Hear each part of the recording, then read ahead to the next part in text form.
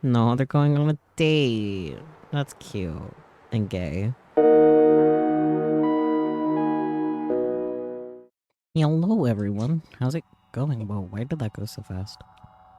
Weird. Anyways, hello. How are you all? How's it going? Nozomi system, interesting.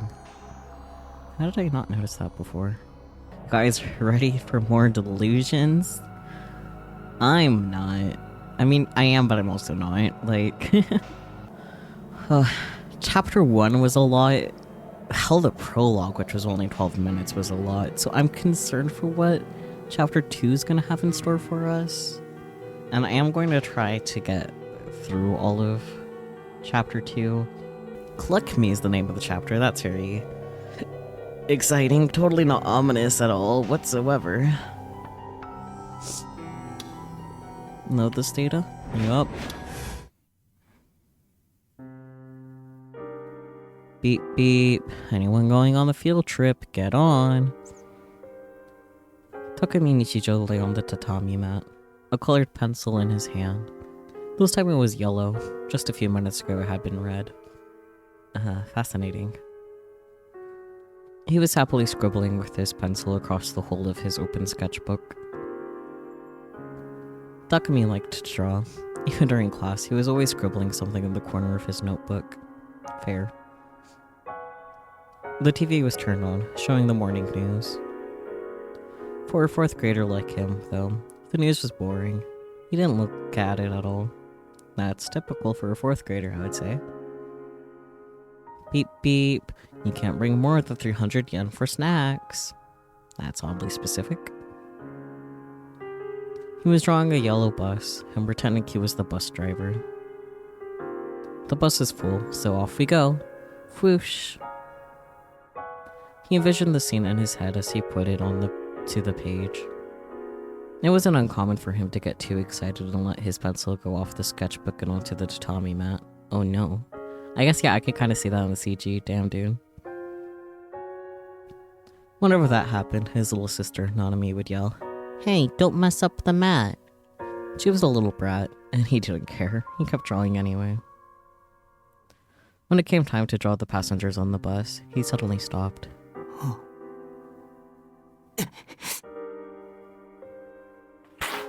Alright. And then he ripped the sketchbook up. Alright. Yesterday, the day before he was supposed to go on the class's fall field trip, he's suddenly been told by his parents that he couldn't go. He'd been looking forward to it for a long time. He'd been excited the whole day. So when his parents told him, he refused to accept it. He cried and said he was going to go no matter what, but it didn't matter. No matter what he said, his parents wouldn't listen. "We're saying this for your sake. It's impossible for you." That's all they would say. So he hid under his covers and got mad. So mad he thought he might tear his blanket apart. He hated his parents in the bottom of his heart. That's how important, how critical the field trip was to little 4th grade Takumi. Everyone else got to go, and he didn't. From his perspective, it was totally unfair. In his mind, there were 2 worlds.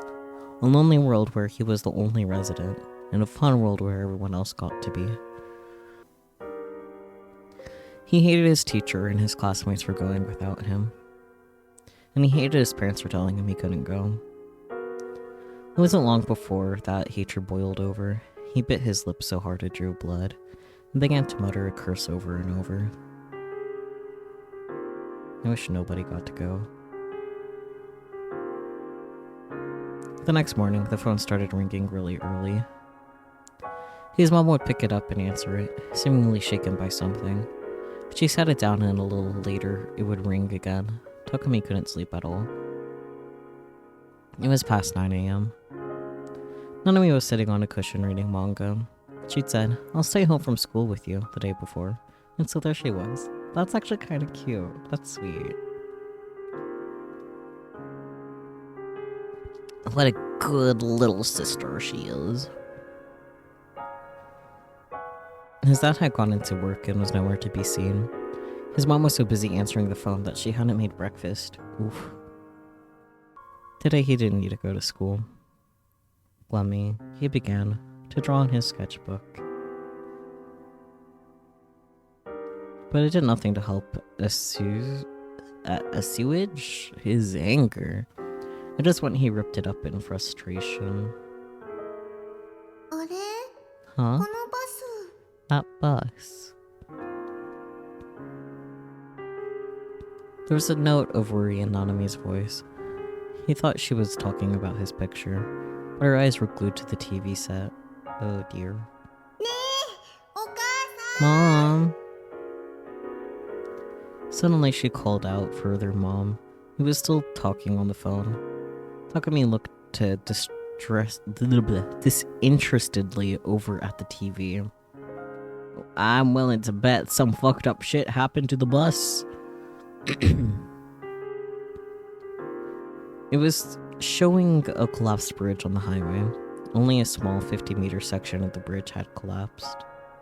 That's nice. The bus had been traveling right over the bridge at the time and had fallen through the hole. It was the bus Takumi was supposed to have been on. It was the one his classmates were all on. In a single instant, Takumi was able to envision almost everything that had happened. His classmates were all there. Some were crying, some had faces covered in blood, one was being carried off in a stretcher. Oof. The reporter was explaining the accident with a stern expression on his face, but Takumi couldn't understand what he was talking about. Taku, listen to me. His mom was standing in the room's doorway, holding the phone in her hand and looking deathly pale.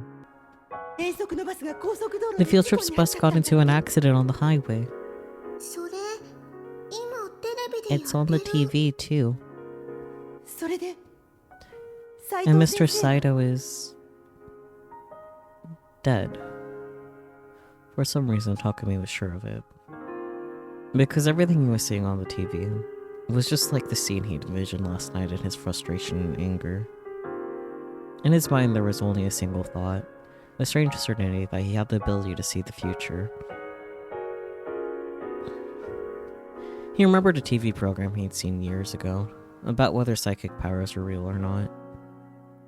There was a psychic on the show who could see the future and put their powers to incredible use during that test the show had given. At the time, it was a huge deal. In the test, 12 items were put into 12 boxes numbered 1 to 12, and they had to guess which one would be put in which. The psychic would be in another room before anything happened and make their guesses there. Afterward, the show staff would put the items into the boxes and the results would be checked. Astonishingly, the psychic was 90% accurate, amazing the rest of the cast. Takumi had been watching the show, and he had made his own predictions as well. Every single one was right. Of course, he'd never told anybody this. That's why now, he thought he'd foretold the crash unfolding on the screen. They said over half the class was injured. How awful. His mother tried to reach down and pick him up, but he slid past her and crawled to the corner of the room. I'm so glad though. She whispered in a hollow voice, her gaze wandering around the room. I'm so glad I kept you home today.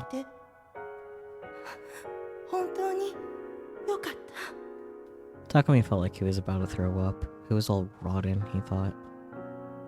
What good was seeing the future? In that moment, he felt his heart turn cold. For a while, he didn't talk to anyone. He became completely silent. He didn't say a single word to a single person.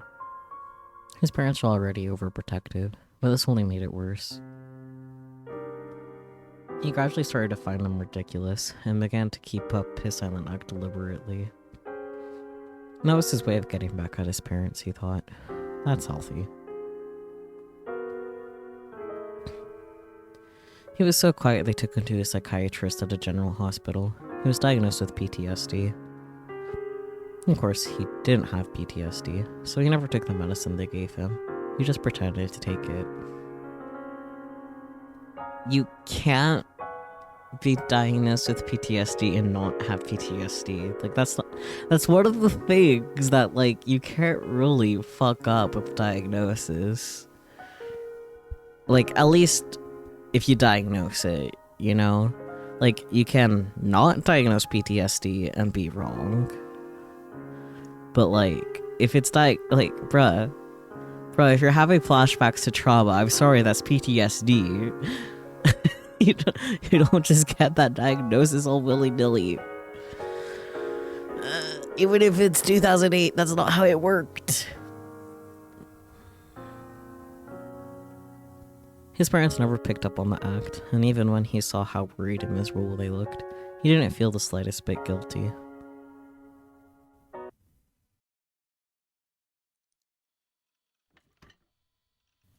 No boy, back to his computer. It all felt like a lie. The whole world was filled with fiction. It was filled with evil that was out to get me. Log into the chat room you always use and see for yourself. You'll see that I'm telling the truth. And everything I said, I meant. If nothing else, I want you to believe that. After her bizarre speech, she added that last sentence and then left. For accusing him hard of murder, she did let him off the hook pretty easily, I guess. Of course, I couldn't believe her. How could I believe her when she lied to me? That everything I was, that she'd shown me, was something I refused to accept, no matter what. I want to believe there was no way I could be Shogun. But from the timestamps on the chat log, it was clear that the conversation didn't make sense. Was I sleepwalking? Sleep typing? At the time that Shogun had sent these messages, I hadn't been asleep. I'd been at a cafe, sure, but I hadn't been asleep. I couldn't have been sleepwalking. Then why didn't I have any memories at all of writing these comments as Shogun? Is my body under someone else's control? The very idea was ridiculous. I decided what I needed to escape from all the lies was some good old ESO, my other fictional world. In ESO, everything was a lie. It was just a game after all. But in Base Lord, I could be Nightheart, a godlike being. If only the lies and fictions could be like this, I could accept that reality. I wanted to be here forever. What's wrong with that? Or maybe ESO's world was the real one, and this one was the fake. This one was the game. We get it, you're delusional. Takumi Nishijo was just a fictional character, and my true identity was Nightheart. Hey. Nightheart. I called out to the paladin on the screen. Am I controlling you, or are you controlling me? Are you the real person and I'm the avatar? No other world I'm in is a game. If that was the case, it would explain everything. If someone was staring at me right now, just like how I was staring at Nightheart, whose eyes were those? The answer to that question would be the player controlling me. I only have so much control over you, Takumi, don't worry about it. If that was the case, then I wish they'd stop sucking at the game so much, but an avatar doesn't get to complain. And explain how Shogun and I could be the same person. It was like with Lizelotte and Nightheart couldn't exist in Base Lord at the same time. They both had the same player, me. Maybe in the same way, Takumi Nishijo and Shogun couldn't both exist in this world at the same time. Or maybe it was like a bug. Speaking of bugs, maybe these strange women appearing in the murder cases were all bugs too.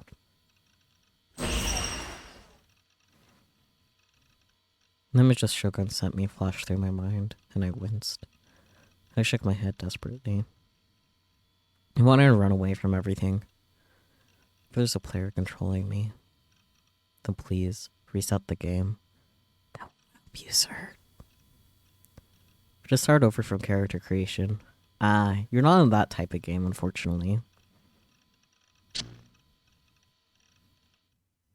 Oh, was that the end of the bad illusion? Damn, that one lasted a while. The waiting room in the university hospital was filled to overflowing with old people waiting for their exams. Nothing had changed since I first come here several years ago. It was as if time itself had stopped. Everyone wore a gloomy expression. Between that and the stretch of disinfectant, the air was heavy and stale. 5 minutes in this room was enough to make you want to kill yourself. Ugh.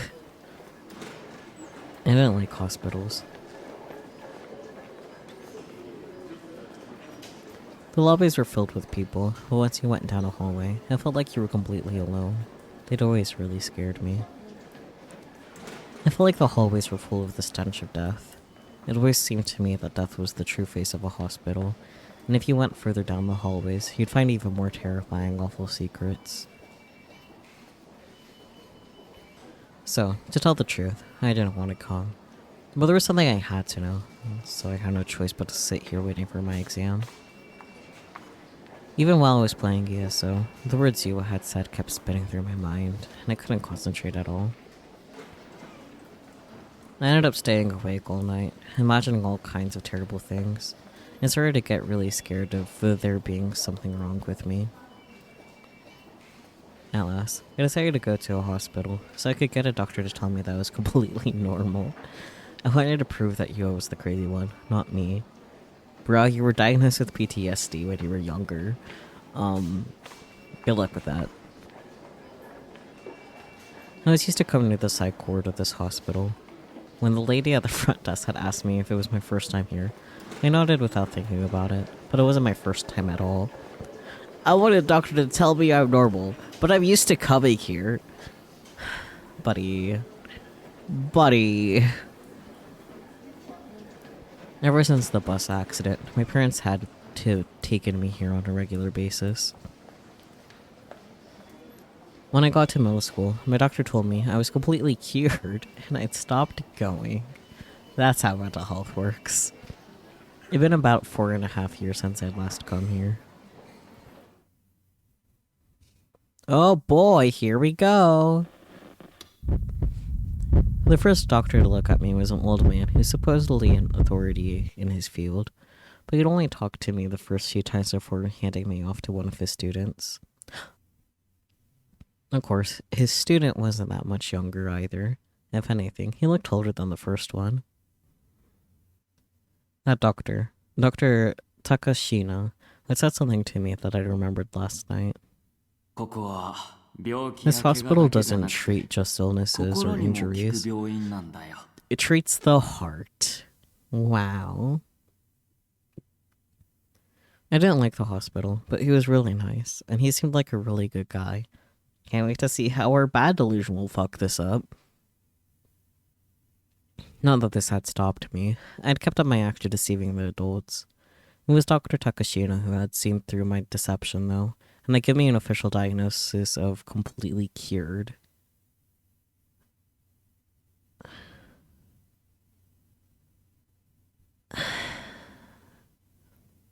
He'd seen through your deception and gave you an official diagnosis of completely cured. X to doubt. Anyways. If I could get him to take a look at me. What would he say if he knew I'd grown up to be a creepy otaku?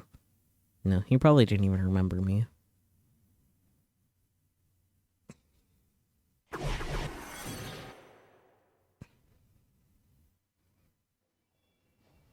It wasn't long at all before I was called into the exam room.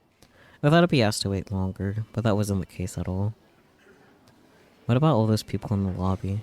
Maybe they're all fakes, put there by the hospital to make it look busy?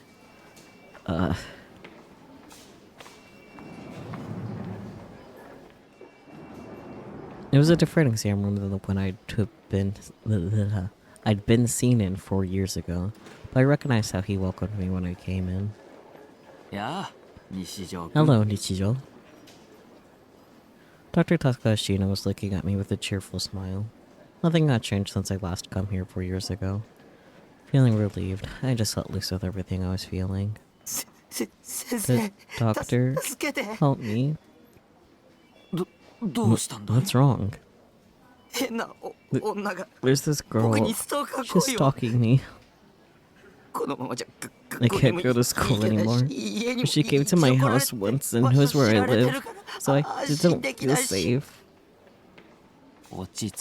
Calm down. I can't stay calm. That woman is crazy. Normal. It's not just Yua. It's that demon girl too. That's right. The demon girl is behind the killings. The killings? She's the new gen killer.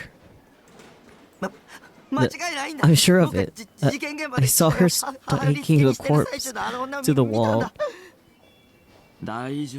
Everything's fine. You don't need to worry about a thing. Normal doctor response. Just calm down. Alright? I fell silent. I didn't understand what was fine. But a professional, a doctor, especially Dr. Takashina, said so. I must be fine. That's what I told myself. I was getting so excited that I was having trouble breathing. It took a moment to catch my breath. He was staring at me with a grave look on his face. He seemed really serious. Am I really okay? Of course.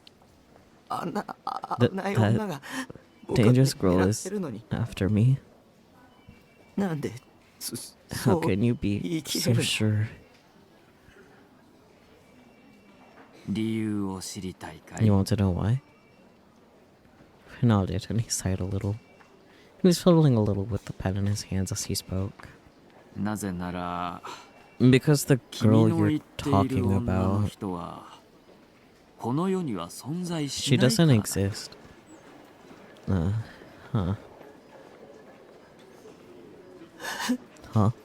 But you're afraid of your own delusions. His voice was eerily kind. My body was shaking, and it wouldn't stop. Why? He was being so kind. Nishijo. You never met that girl. Do you understand? I don't. Let me be more specific then. You can't have met her. What, do you know her or something? Because for the past 7 years, you have not taken a step outside this hospital. Oh. I know this is a delusion, but was not expecting that direction. What did he mean? Huh? What was he saying? You've been in the psych ward for this hospital for the past 7 years. You know that, right?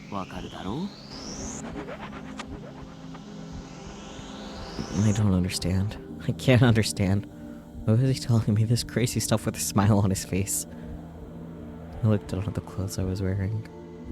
When I'd come here, I was wearing a Sierra t-shirt and a long-sleeved denim shirt over it. I was wearing my only pair of jeans too.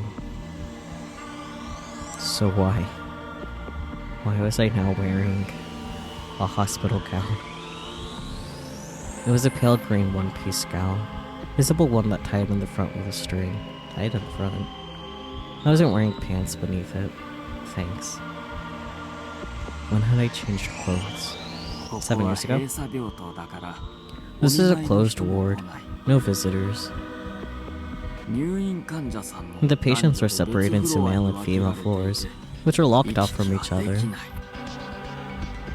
All the nurses in the psych ward are male.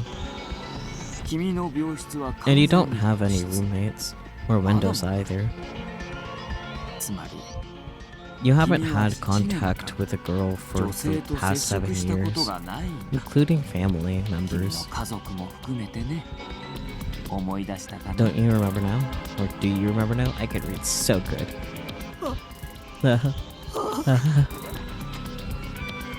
No, it wasn't true. I wasn't locked in some hospital room. I lived alone in Shibuya. I was a top-ranked player in ESO.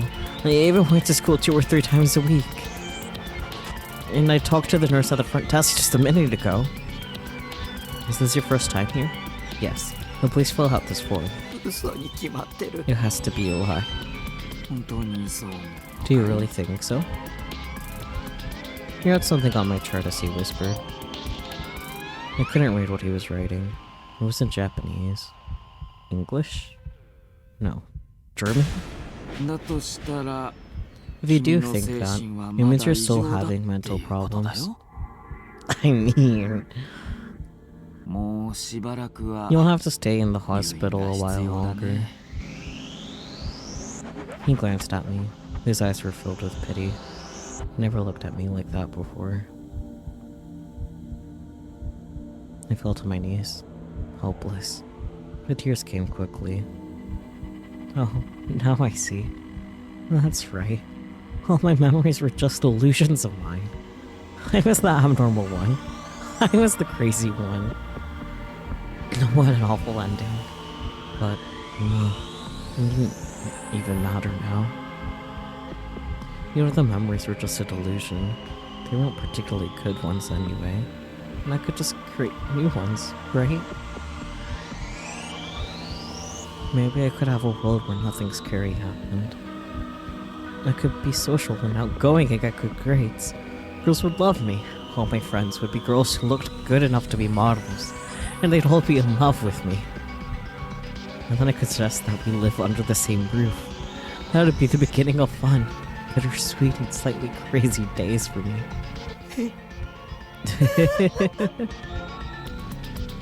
I forced myself to laugh. It didn't really work. My expression froze up. I wanted to die.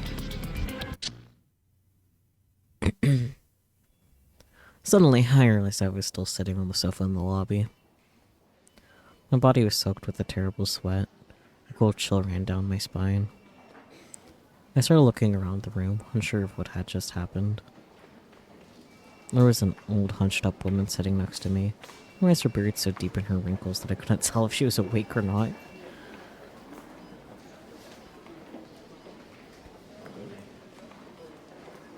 I looked up at the clock above the reception counter and saw that I'd been here in the lobby for over an hour. Was that just a dream? Had I fallen asleep while I was waiting, since I hadn't slept at all last night? I sighed deeply. What an awful dream. It was a dream, right? I tried to remember my life until yesterday. It was okay. My memories were all connected. I'd encountered the demon girl at the crime scene, and then NoAH had lied to me and threatened me. And then I come to this hospital. And then I come to this hospital to prove I was sane. Yeah, it was all fine. I preferred if it was all a delusion, of course. Maybe I would have been happier if I could have made a new world and had a lot of fun with it. I was just that sick of this world. In the end, I waited another 2 hours before they finally called my name. Yikes. I guess it's a hospital, but damn. When I went into the exam room, it was the same as I'd seen in my dream. I thought for a minute I was back in the dream again. Dr. Takashino looked like he had in my dream too. Maybe he just hadn't changed much over the past 4 years. What brings you here today? He didn't start by telling me that all my memories were delusions, but... I'm... Nishijo. No. Nice to meet you. My name is Takashino. Let's get started. He bowed to me. I couldn't say anything. Nice to meet you. That's what he had just said. He'd forgotten me. It made sense. It had been 4 years after all. But I thought that he of all people would remember me. I kind of had that hope, whether it was fair or not. When that hope was shattered, it just made me sadder. I felt like it didn't matter. He looked at my eyes, he spoke, but I looked away. You said you want to find out if you were sleepwalking? Did something happen? That's right. That's what I'd said on the form. But it didn't matter now, if he didn't even remember me. Who cares? I say, Ratan. Who cares if the doctor remembers you or not? Don't forget why you came here. No, right. I had to come here to see Dr. Takashino. I come to prove that I was normal. Seeing him again was just a bonus. What did it matter if he forgot me? If Seira-tan hadn't reminded me, I might have broken down right there. Whew. Is it possible that you could say, leave your house, go to a computer, type a message, and then not remember it at all? No. Somebody I know told me that I was doing that. It really confused me. Do you think it's possible that we're joking? Nope, not a chance, buddy. Thoughts. Yua's eyes had been dead serious. She didn't look like she was teasing me or anything. No, nothing else. She certainly seemed to believe what she was saying. I don't know. I see. Can you tell me more about your relationship with this person? A girlfriend, perhaps? Huh? What was this guy talking about? What did that have to do with anything? That's probably not the right way to phrase it. Let me try again. Did this person actually see you up and walking while you were awake? No. Was that what he meant? I shook my head. No, there's no evidence of it. I shook my head again.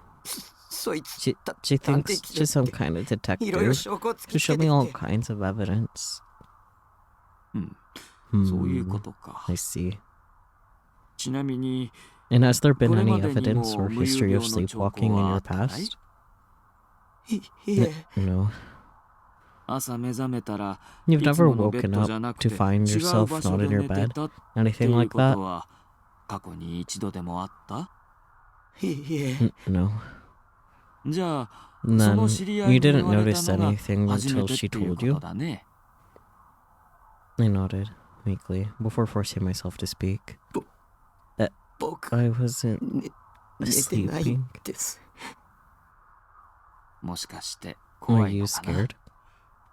You don't need to be so worried. No, that wasn't it. That wasn't what I wanted to say. But I wasn't sure how to explain it. I couldn't get my thoughts together in my head. I lost my chance to speak. He scribbled something in his chart before spinning around to turn away from me, and then leaned forward toward the back of the exam room. Hazuki, come here. Hi. Yes, sir. A younger nurse came over. The doctor showed me her... showed her my chart, and said something softly to her, and then she quickly went back further into the room. What was that about? He turned to face me again, then, in a gentle tone, he explained to me what sleepwalking was.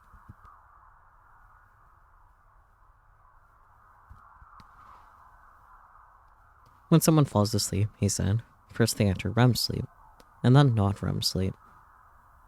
REM sleep was when the body was asleep, but the brain was close to fully awake. Non-REM sleep was a deeper sleep, when the brain also rested. Sleepwalking is said to occur mostly during non-REM sleep. The brain isn't as active as it normally is, so you can't really engage the person in conversation, but they're able to answer questions and even walk up and down stairs without missing a step. It happens often during periods of extreme psychological stress. Sleepwalking is most common in children, but happens to adults as well. You understand now, right? It's not something you need to be so worried about.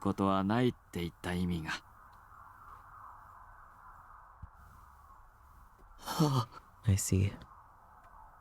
But I wasn't sleeping. I wasn't sleeping, and yet I was still doing things I didn't remember. And the whole time I've been supposedly typing into that chat joke on room 37, I thought I'd been playing ESO. Was that what you'd call sleepwalking? I wanted to ask, but the doctor just kept talking. Well, there are several ways to test for sleepwalking. The fastest would be to have you fall asleep in this bed right here. You can't do a sleep test impromptu like that. What a silly doctor. But sometimes it only occurs under specific conditions, such as when you're sleeping in your own bed, for instance. Or in the case of Christina's spooky boo after she eats chocolate or cheese. Another question is whether, when you're walking about while unconscious, you just walk around randomly. Or if some kind of obsessive compulsiveness compels you to follow a certain series of actions. It's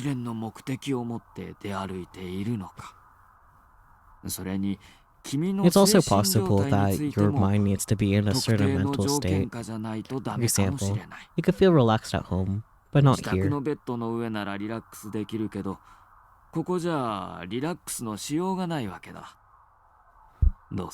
Well, want to try taking a nap here? It wouldn't hurt to try. I could make sure I wasn't sleepwalking and then ask him the question I'd come to ask.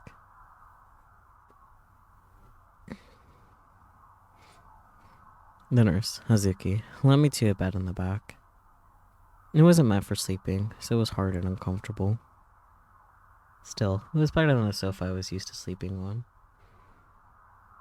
3時間くらいしたら起こしに行きますから。 I'll be back to wake you up in 3 hours. That's a long nap, buddy. This nurse was really cute. She is really cute, yes, but that is not the point. I lay on the bed, glancing at her while trying to make sure our eyes didn't meet. Oh boy. She had a somewhat young, helpless-looking face, and the air of someone whose life wasn't really working out the way they wanted it to. So, she went about her work quickly and steadily. She felt like one of the girls from an old age game. Once set in a hospital, with lots of, I'm not saying that word.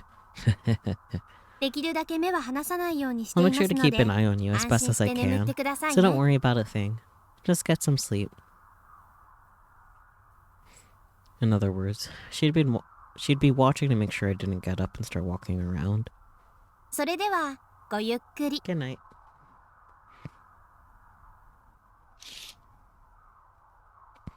She smiled a little before closing the curtains and leaving. Surrounded by the white curtains, I let out a deep breath. I could hear lots of things. The voice of the doctor as he examined his patients, and the nurses walking around, even the door as it opened and closed. It was pretty hard to relax. Could I really sleep like this? The real reason why he's given 3 hours for his nap. I tried to close my eyes, just to see if it would work. The second I did, the girl images that Shogun sent and the sight of the corpse nailed to the wall came flooding back to me. I forced myself to think of Seiratan instead. Oh boy! Bad delusion with Seiratan, let's go. Wow, Taki. You hate going outside, but you still came to a hospital. Amazing. You know, I always thought you were a really strong boy. In some way of delusion, she was happily bouncing up and down.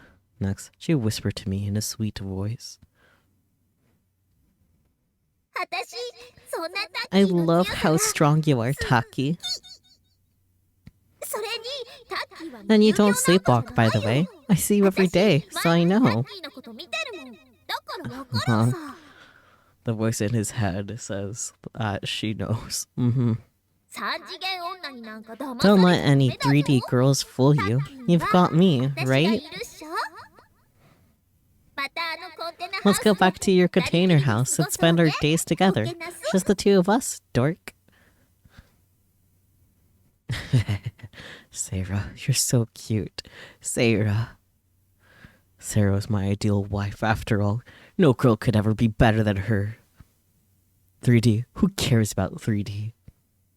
I couldn't wait to go home. Sarah would be waiting for me with a big smile and a welcome home.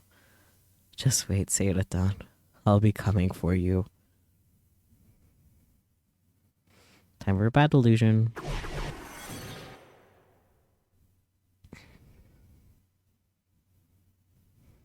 She opened the door and was met with a smiling doctor. Who brings you here today? She ignored the question and looked around the room. The exam room wasn't very big. There was a blank medical chart on the desk next to another one covered in writing. The writing was in a language that wasn't Japanese. They called her a demon, and everyone did. Even her parents. Oh boy. Whether she had been a demon from the start, or became one because everyone called her that anyway, it didn't matter anymore. In the past month, she killed 8 people. The public called her mad, but from her perspective, that number wasn't anything special at all. She was a demon after all. Is something bothering you? If you see something that bothers you, tell me. I'll move it. He was a good doctor. He cared about making his patients comfortable. She smiled, opened her bag, and slowly took out a 24-centimeter knife with a willow leaf blade. Well, that sounds cool. Or would you rather go to a larger room? The doctor's expression froze at the sight of the knife. She smiled gently at the sight of his fear. This doctor would be the 9th. This wasn't part of her original plan, but there was no harm in adding one more. She put her bag on the ground and silently walked over to the doctor with long strides, before leaping and stabbing with the knife. Gah.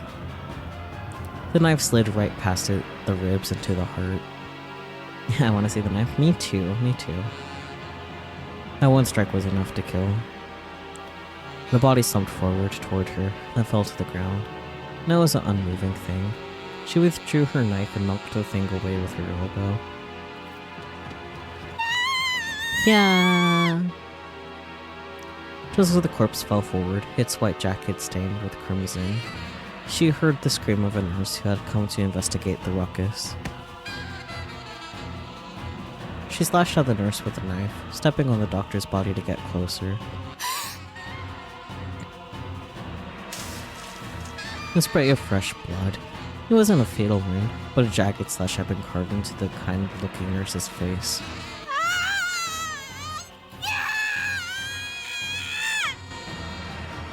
The nurse screamed and fell to the ground, hands over the wound, blood pouring through her fingers. She ignored them and walked toward the exam room. The 10th victim wouldn't be that nurse. He needed to be something special. 10 was a big number. 2 whole digits. It had to be her original target.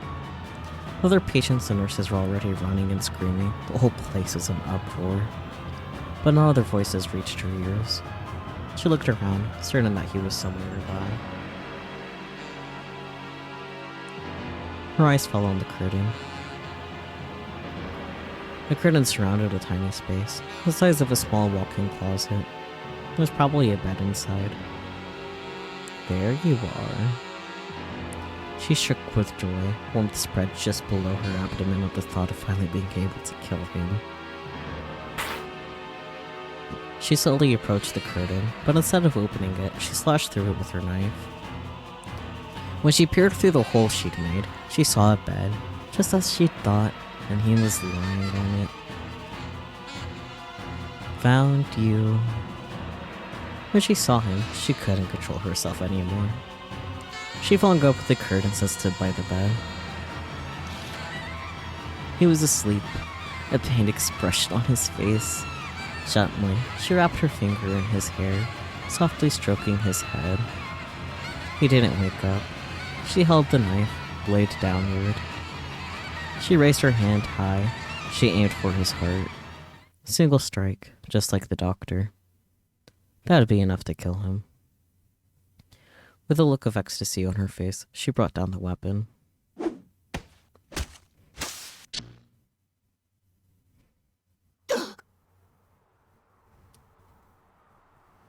I leapt up, only to find myself still on the bed. My heart was pounding fast. I looked at my chest. There was no stab wound there. No blood either. I was unharmed. I looked around. The curtain was closed. It had been slashed with any knife. I slowly put a hand to the curtain. For a moment, I had a delusion that if I opened it, I'd see Hazuki and the doctor lying on the ground covered in blood. It was just a dream, right? But I didn't have the courage to open the curtain. What if I did and saw an ocean of blood? What if the demon girl was there, waiting with a knife? I was too scared to move. And then... I mean, fair, but... The curtain was flung open right in front of me. I screamed and fell off the bed. Are you okay? Huh? I looked up. Hazuki was looking down at me with wide eyes. There was no blood on her white outfit and no gaping wound on her face. I'm sorry for startling you. I didn't think you'd be awake. No. No. I looked so pathetic. Always. I slowly staggered to my feet, eyes pointed firmly at the ground. My heart was still pounding hard. I was so glad it was just a dream, though. It was like something out of a horror movie. I think at that point, it's called a nightmare. Just throwing it out there. You're really okay? And she looked at me, worried. I was so embarrassed that I couldn't look up. The most I could do was nod a few times. You seem to be having some kind of nightmare. I had a bad dream. I see. What time is it? How long was I asleep? I asked Hazuki. Surprisingly, I'd been out for 3 whole hours. I must have been more tired than I thought. But there's no sign of sleepwalking. I could tell you that. Her tone was reassuring.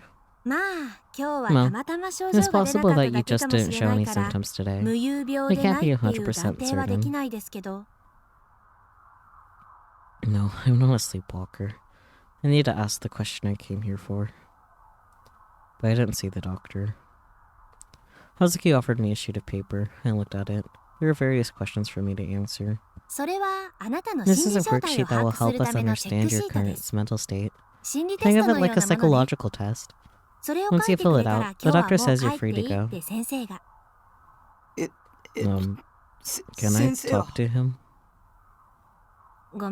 Sorry, he's busy with other patients. He says to wait a week, and if your symptoms don't get better, to come back.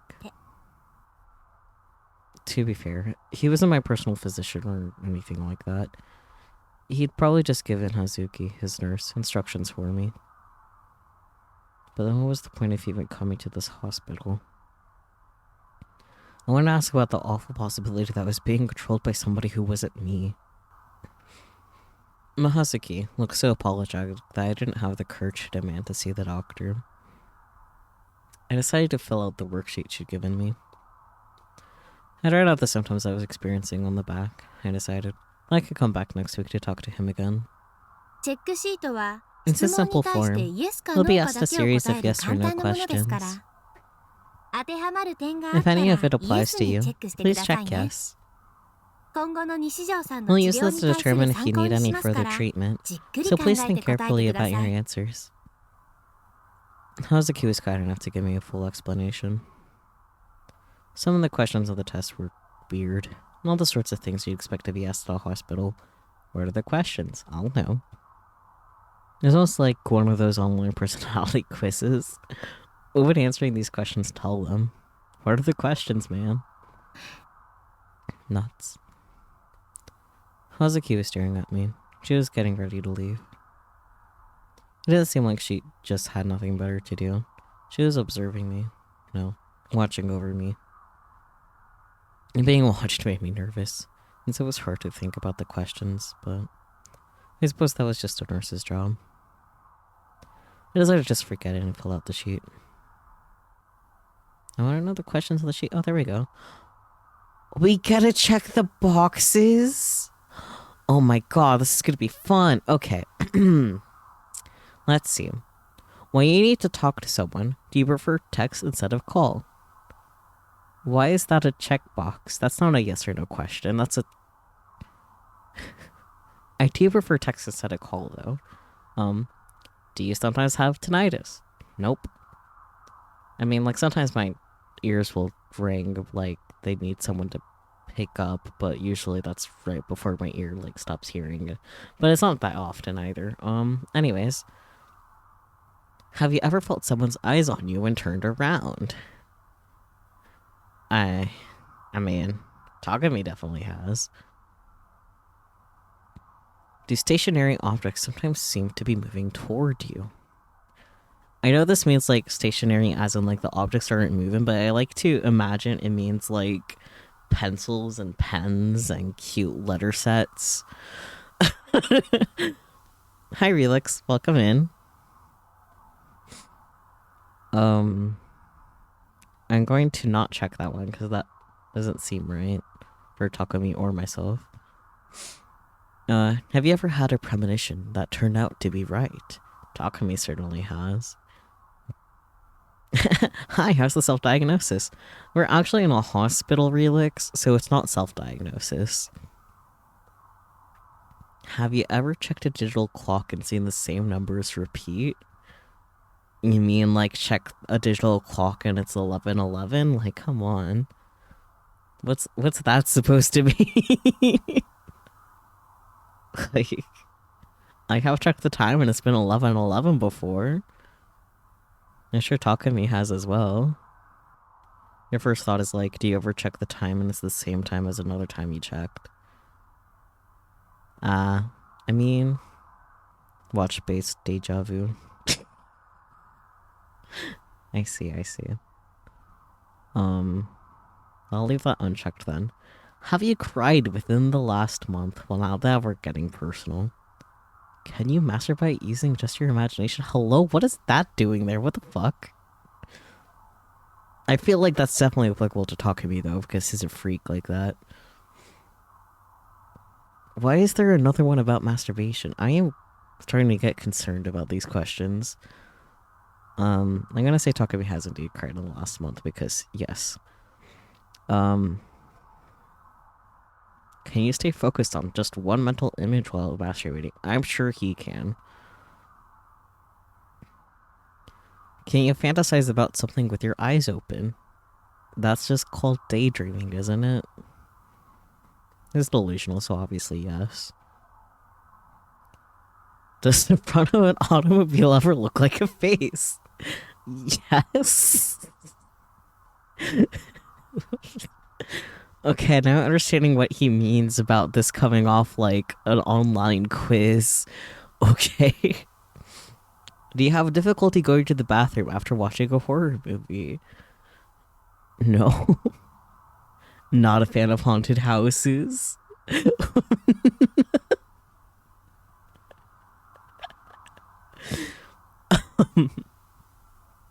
I like haunted houses. When you start reading a book, do you lose track of time and immerse yourself? Yes. Do you think aliens are real? It too. I don't think Takumi believes in aliens. Technically, all cars have faces. Yeah, the front end panel parts are literally referred to as fascia in the industry. Yeah, yeah. When you look at your horoscope, is it always right? No. Do you get motion sickness easily? Yes. Do you think God exists? I don't think Takumi believes in God. God has long since abandoned him. Um, do you have a sixth sense?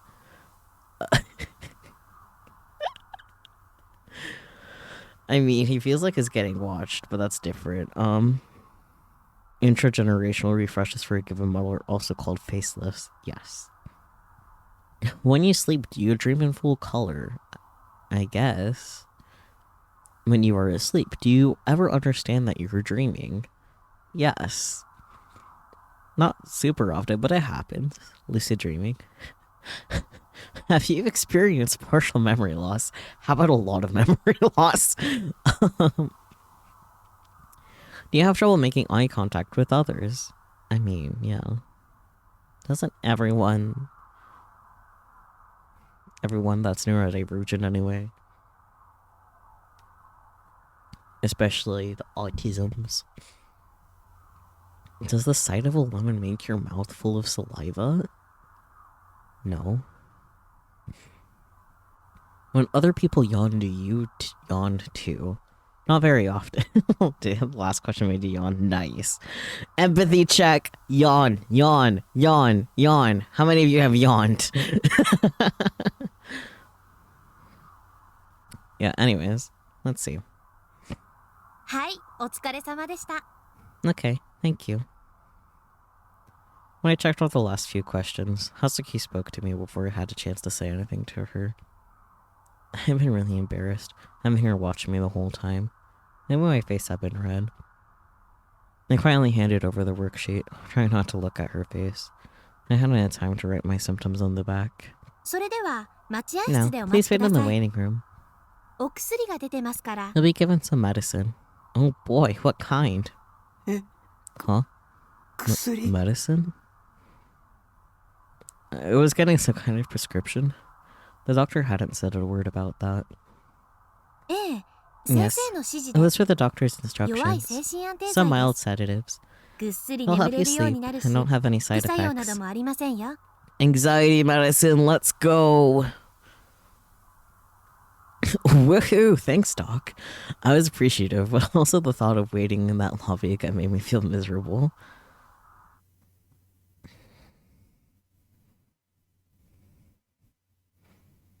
Value of death? Life is suffering, caused by a desire. To end the suffering, we must end desire. What is this? Some kind of show, obviously, but... By the time I got back to Shibuya, it was evening.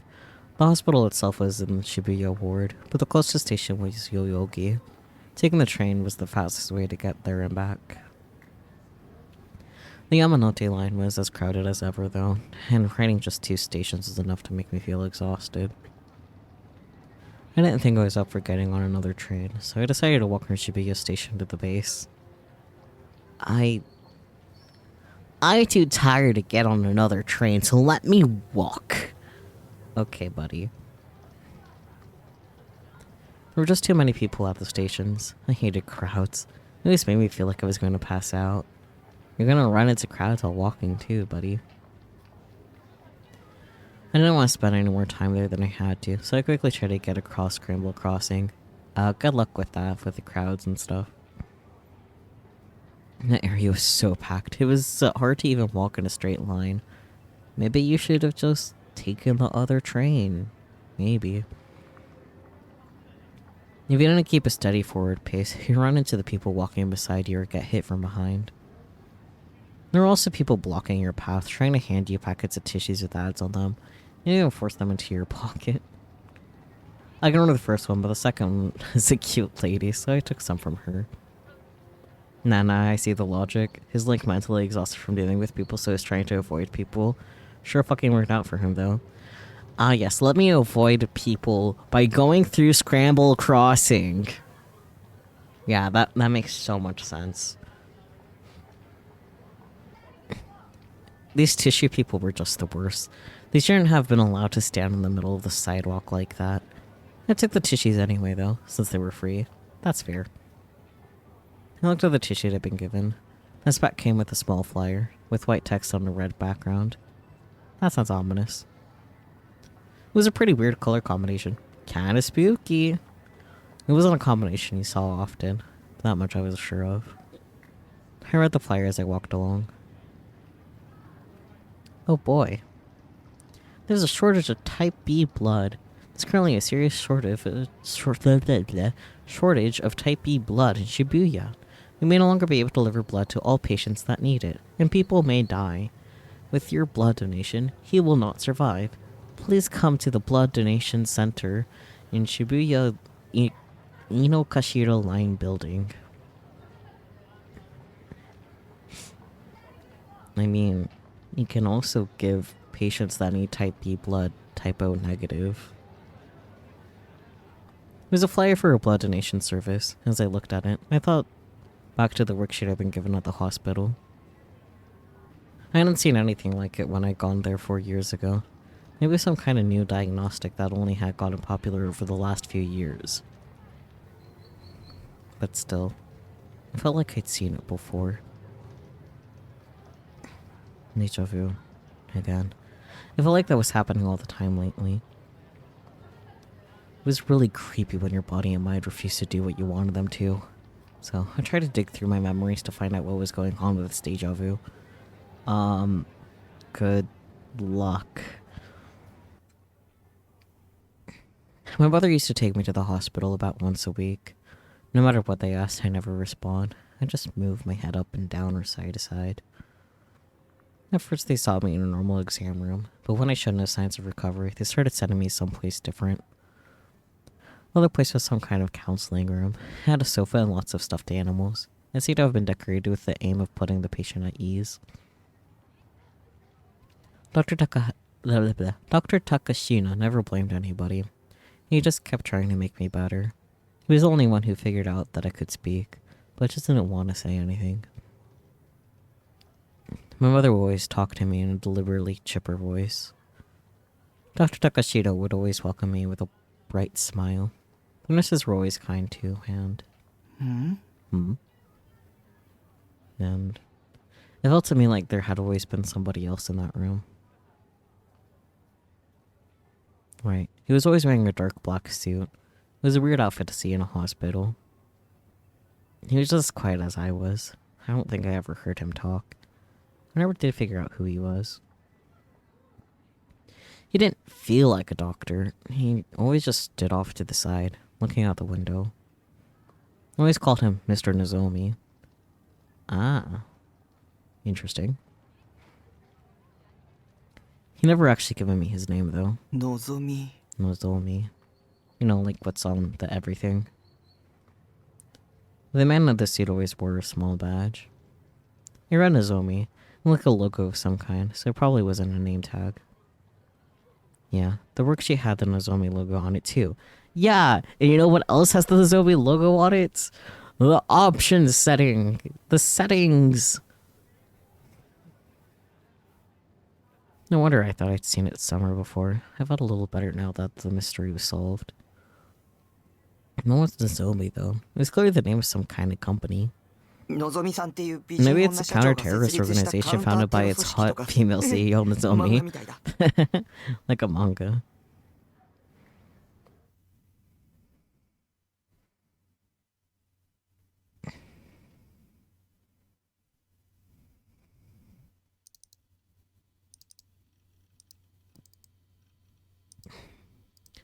When I got back to the base, I ran a search for Nozomi. It was just a common word that meant wish in Japanese too, so there were too many results to narrow down. Try adding company? Thinking back, the logical assumption was that Mr. Nozomi worked for a company that made those worksheets. It was a salesman that had been visiting the hospital. Sometime recently, he finally managed to sell the hospital on using the sheets. Today, I've been asked to fill one of them out. No, wait, that was impossible. Never heard of a salesman or somebody on the outside being allowed to sit in on a patient's sessions. Patient-doctor confidentiality. Duh. Just, who was that guy? Crap. Now I had another nagging memory to deal with. Unless I figured out where the deja vu was coming from. I decided that next week I would ask the doctor about my memories. Until then, I'd forget about school and just stay in my room. I couldn't go to school if there was someone there trying to hurt me. I don't want to break my schedule, but it wouldn't do me any good if I was dead. So true. I gave up on my search for Nozomi and went to @channel to see if there were any interesting threads. 6:33. Name. Anonymous's afternoon. It's the new generation madness and I can't bear it. New Gen 1 at group dive. New Gen 2 at pregnant man. New Gen 3 at crucified. New Gen question mark at question mark question mark question mark. To be continued. Blah.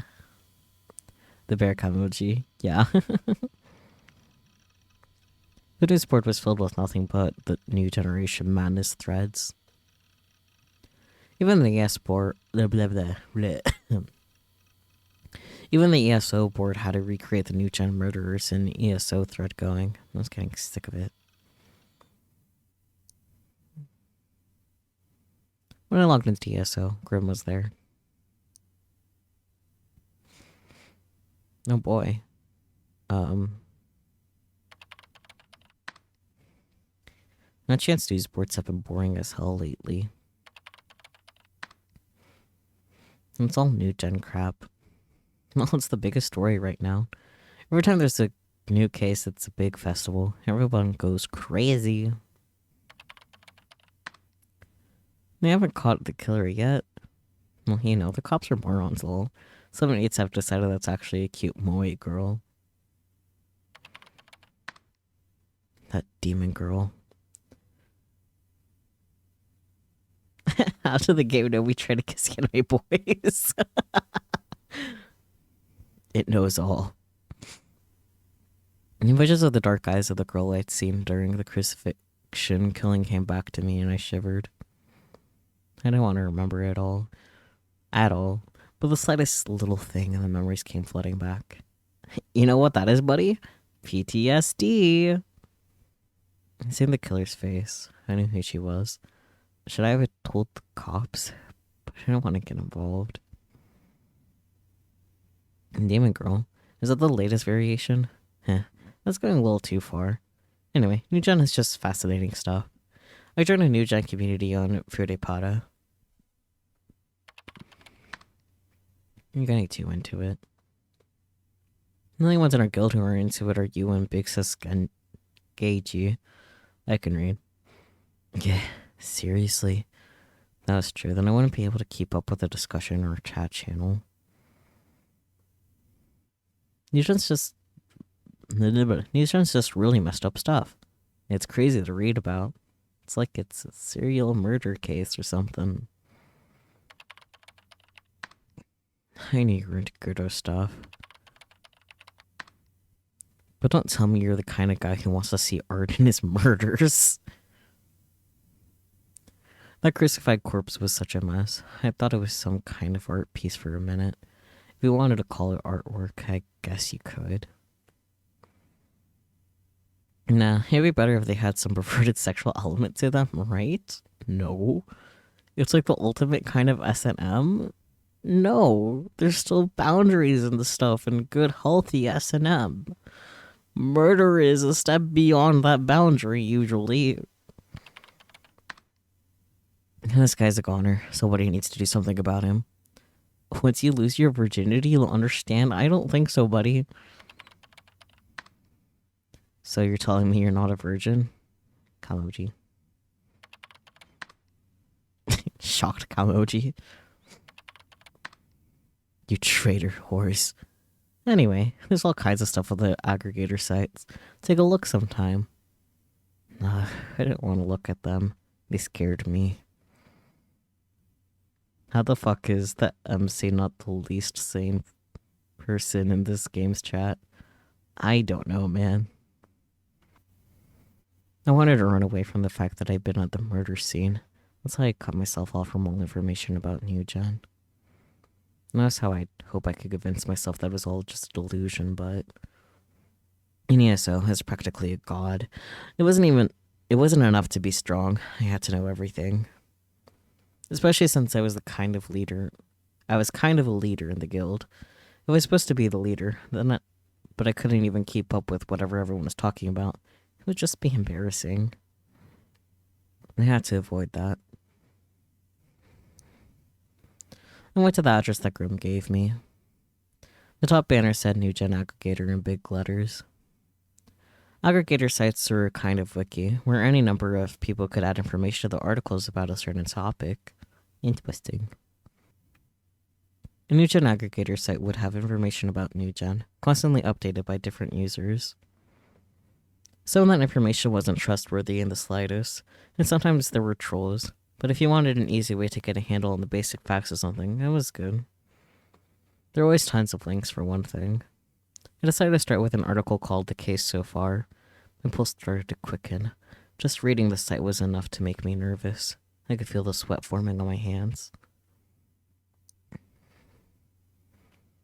The first case, the one they called Group Dive, was when a group of 5 boys and girls from a high school had all jumped off of a building. It happened on September 7th, about a month ago.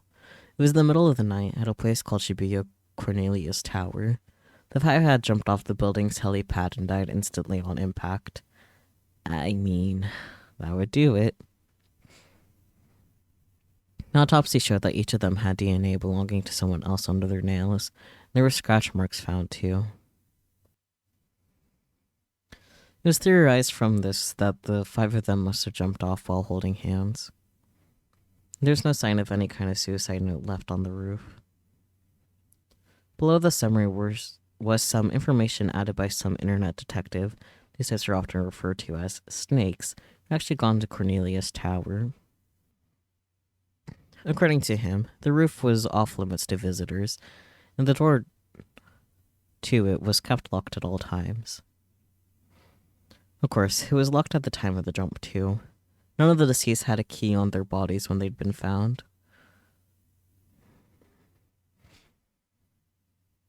And this meant that the helipad was, in a way, a locked room, like you saw in Murder Mysteries. There's nothing to suggest how the 5 of them had gotten up there. It was entirely likely that someone else had been there as well. The second case, the pregnant man, happened on September 19th, around 12 days after the first. Early in the morning, near Shibuya Station underpass, a college student was walking home from karaoke when they found a blood-stained man collapsed on the ground. The collapsed man was a university student who lived in Shibuya ward named Shizuo Konoe, age 21. He was dead when he was found, but he had an unnatural bulge in his stomach. The autopsy showed that someone had opened up his chest, shoved a newborn baby into his stomach, and then sewn him back up. In addition, DNA analysis had shown that there were no relation between the baby and the man. He was, according to reports, unmarried and had no girlfriend. And the rest of it was internet speculation, but the baby appeared to be in the 32nd week of pregnancy, which means it was probably removed from the mother by C-section. Who the mother was, though, or where she was, or what she was doing, or even if she was alive or dead, none of that was known. It's possible that the cops knew, but if they did, they weren't talking. Ugh. I looked away from the monitor, feeling like I was about to throw up. Fair. This was disgusting. The killer was insane. I knew that for sure, and it was also possible.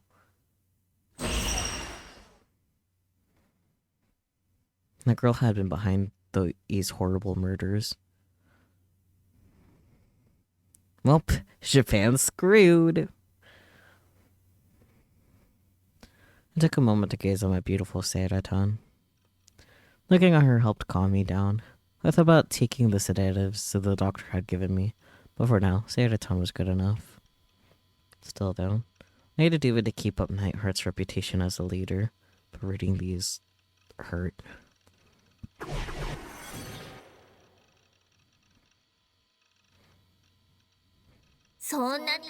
If it hurts that much, don't read them. I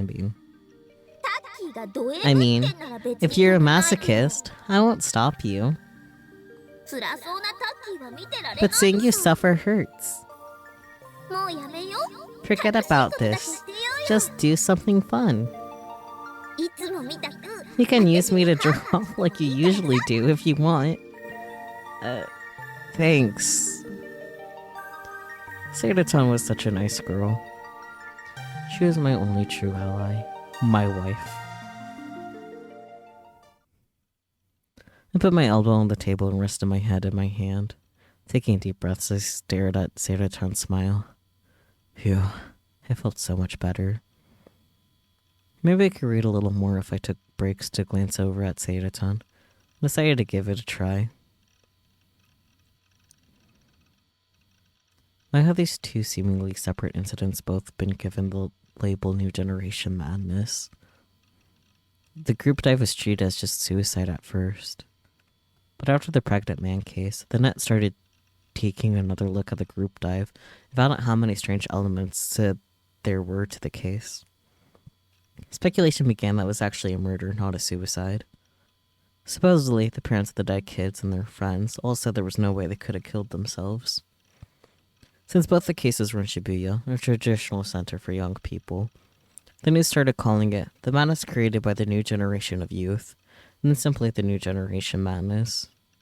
The name stuck. And then there was the third case, the crucified murder, they were calling it. That was the one I'd seen. The aggregator site didn't have much information on the case because it was so new. The murdered man was Hisa Ota, a 56-year-old college professor. He'd been nailed with sticks to the concrete wall of an empty house. Starting at 8 p.m., the estimated time of the crime, neighbors heard what sounded like something hammering a nail. The sound lasted for approximately an hour. I heard that sound too. I could still hear it. It was an awful sound. For what it was worth, no connection had been found between it and the group dive or the pregnant man. But after 3 bizarre incidents in the same city as Shibuya, everyone naturally treated the crucified murder as the third part of the New Generation Madness. And the media and police were saying that all 3 were committed by different individuals, but the position, or rather hope of most people online, was that it was a single person, or feeling that in a single group. There were some bizarre theories involving the occult going around too, and some people were saying New Gen got its start on the earthquake 2 months ago. 2 months ago, there had been an Intensity 3 earthquake in Shibuya. Intensity 3 quake was small enough that you could be walking down the street and not feel it. But despite the small size of the quake, it made the news because 8 people had died. That's impressive. Looking back, it was true that the New Gen incidents had started after the earthquake.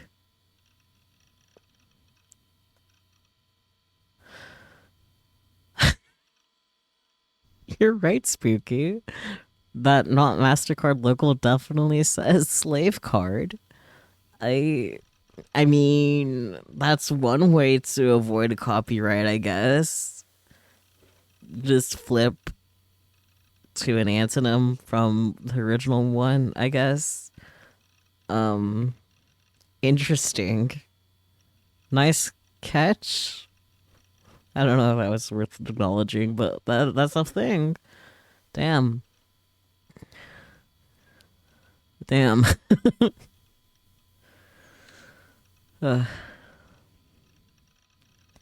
So, the proponents of the occult theory were saying that the 8 deaths in the earthquake could be counted as the first New Gen case.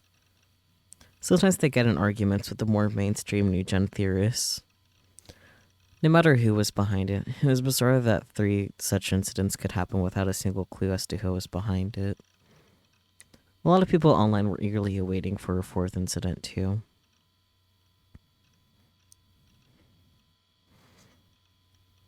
If I wasn't particularly involved, or if I wasn't directly involved, I might have been all Waku Waku Take Take? Something like that. Myself. Participating in the festival and eagerly waiting for a fourth incident too. Damn it. They're all having so much fun when I was feeling miserable.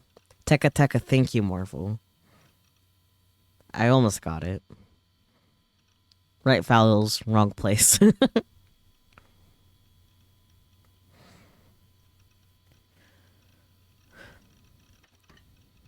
Why can't you just catch the guy already? It's been over a week since Crucified, and there's been nothing from the demon guru or the police.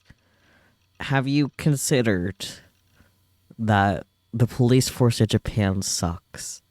'Cause they do. That's why this weird shit happens all the time in Japan. I guess not all the time, but like whatever shit goes weird, like it goes really weird with their crimes. If they knew I was there, at a minimum, the police would have come to talk to me, but there was no sign of them. Phew. It looked like I was going to be able to stay out of this, to not get involved. Can you see the future? Newest words flashed through my mind. If you can't see the future, I don't know how to explain how you'd have these images.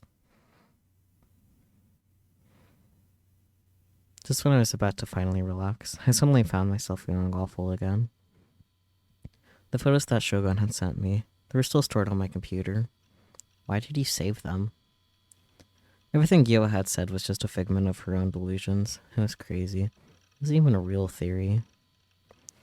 I hadn't even been able to ask about it at the hospital, but there was no way it could have been someplace else while I was awake, doing something I didn't remember. It was impossible. I wouldn't be so sure about that, buddy. It never happened before, for one thing, as far as you're aware. Those Guru photos had to be fake. If you think they are, then prove it. Let's analyze those images. Oh boy. But they're creepy, and I don't really want to look at them. If you can prove the fake to that woman, you'll be able to get back to your normal life. And have nothing to be afraid of. You've got to do it. Do the thing. Yeah, that's right. You seemed convinced that it was the one behind Crucified. That was impossible. I'd seen the person who had actually done it. I couldn't let her blame me for the crime. I gulped and double-clicked to open the folder where my cash was stored.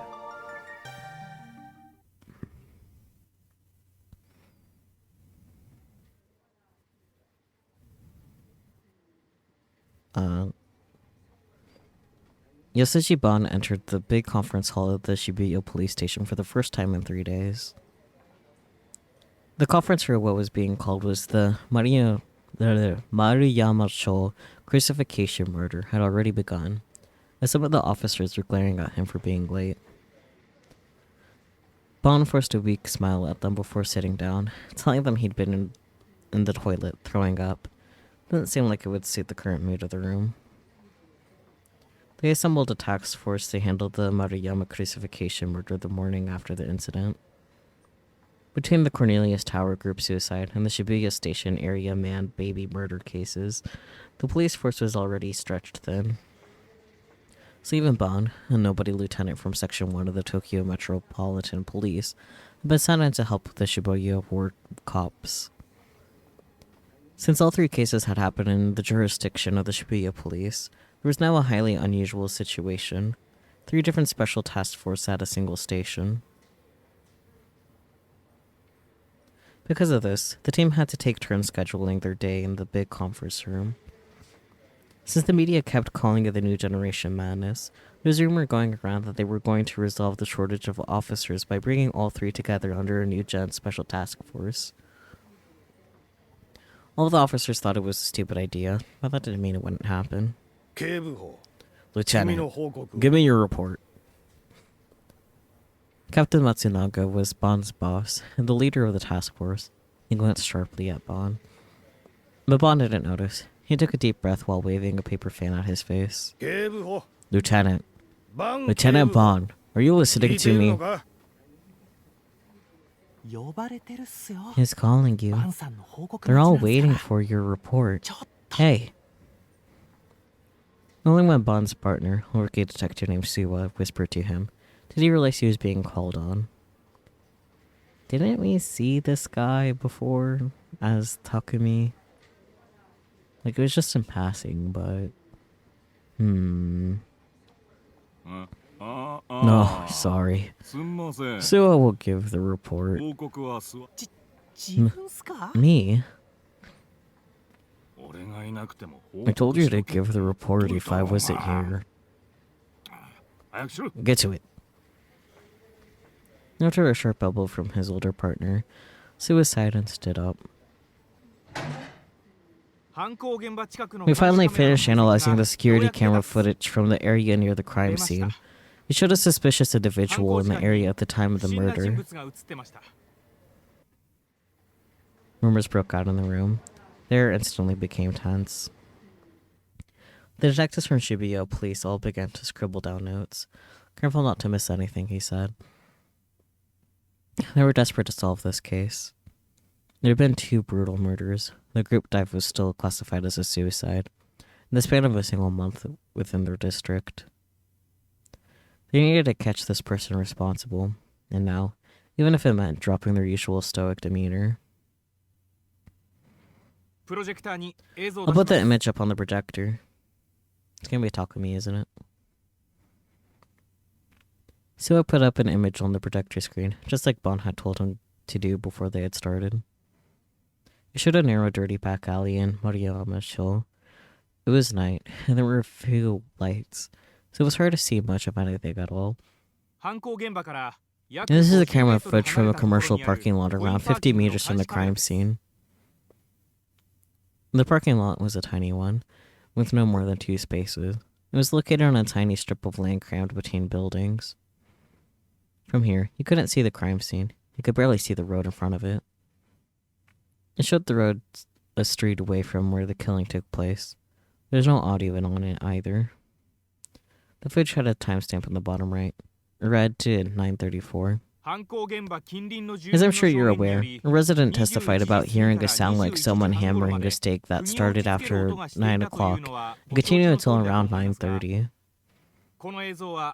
This video is from 9:34, that is, immediately after the incident. The suspicious person appears on camera at around 9:34:53 for a 6-second period. You can see them running down the street toward the camera. Yep, that's our boy. Just then, a person appeared on screen. They're running toward the camera in a clearly disturbed manner.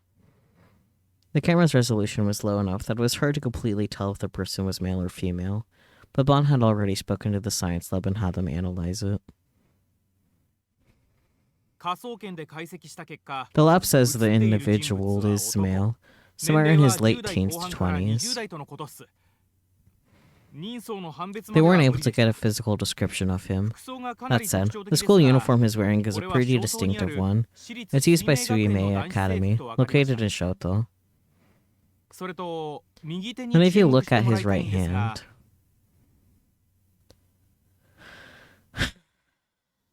The image changed to a close-up of the person's hand. He was holding something. This is easier to see in slow motion, but if you watch his arms while he's running, you'll see that to what he's holding reflects light from the parking lot's lamps.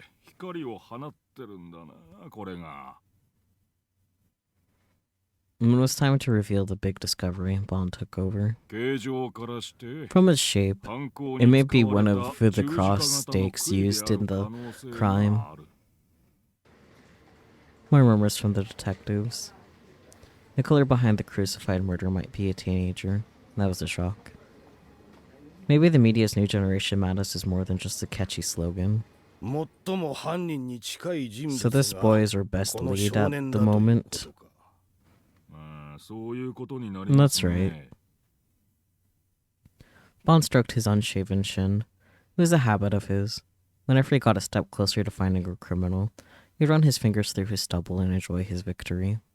以上です。 And that's all we have.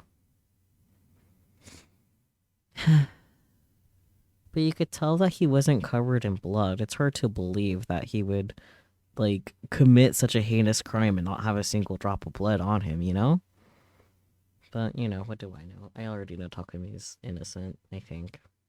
Pretty sure.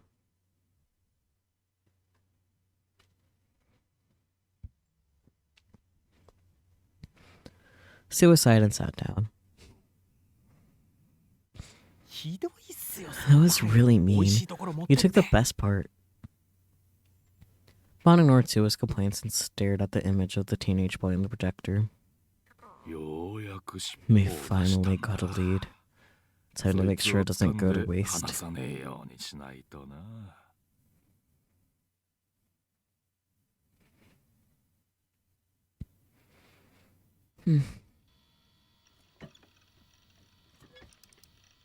Here we go.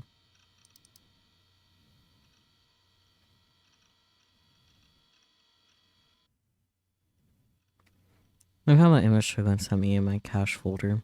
It was the JPEG number to 168,491. There was still a big part of me that didn't want to look at it. I mean, it was disgusting. If I looked at it, I was sure to remember the scene as it was in the real world. No, but if I was gonna prove you were wrong and prove my innocence and that I was safe, I would need proof. Seraton was here to help too. I could handle a little gore. I worked up my courage and double-clicked on the file to open it.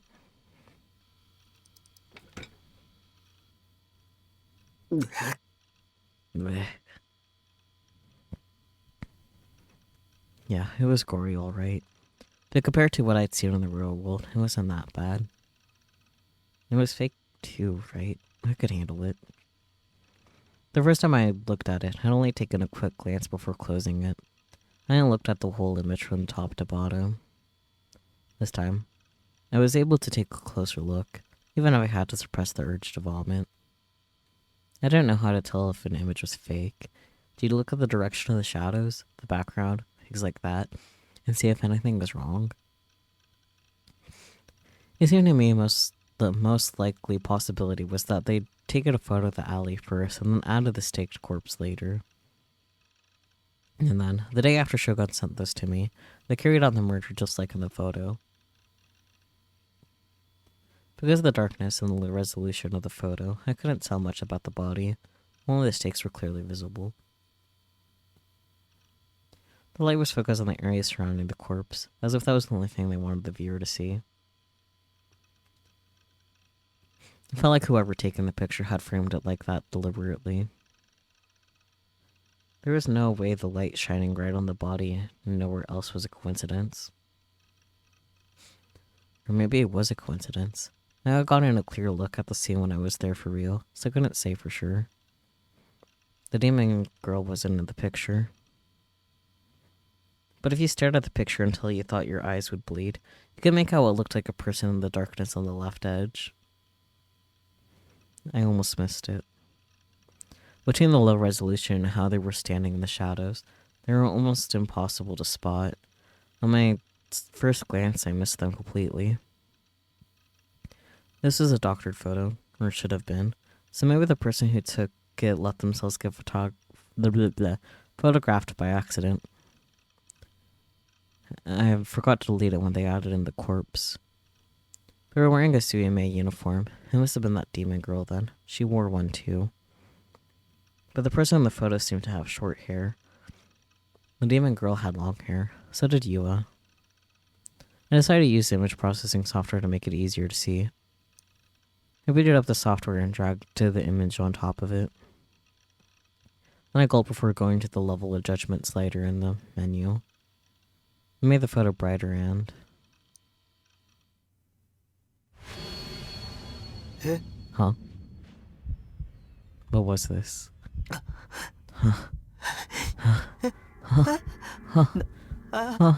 What's going on here? The person on the photo was without question. 奥田 Me. Why me? This made no sense. I never even been there until September 29th. This was fake too. It had to be. I couldn't find any evidence of it at all. But it was definitely fake. It had to be. Shogun had sent it to me on the 28th, and the crucified killing had happened on the 29th. If this photo showed what happened on the 29th, it would be a photo of the future. あなたには予知能力 Can が you あ see り the ますか future? うるさいそん Shut な up! That's impossible! I kicked an empty plastic bottle at my feet to shut down the image program. Did he ever look back at the logs to see how it displayed in his chat again? Or did he not? I opened up the properties menu to see when this JPEG file was created, and then I gasped. It had been created on the 28th, but that didn't matter now. There was something written in the comments section of the properties window. That's what my eyes were glued to. Whose eyes are those? Ugh.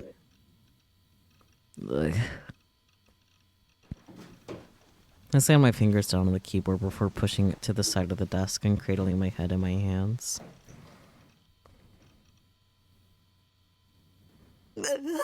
Sarah, help me. I tried to stop myself from crying. What the hell had been going on this whole week? Why was all this happening to me? Wait a second. Say Shogun had gotten a photo of me from somewhere and used it to put me in this Gura photo. That would mean they'd either taken the photo of me themselves, well before the murder, or gotten a photo of me from some other place. Given that they come into the chat room out of nowhere and started talking as soon as Grim left, they were after me from the start. Maybe Shogun knew who I was then. If he did, there'd be no telling when he or the demon girl would attack the base, and then they'd kidnap me.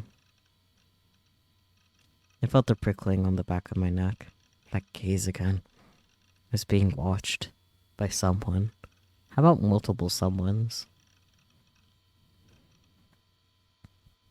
Don't look at me. Everyone avert your eyes. I refused to look behind me.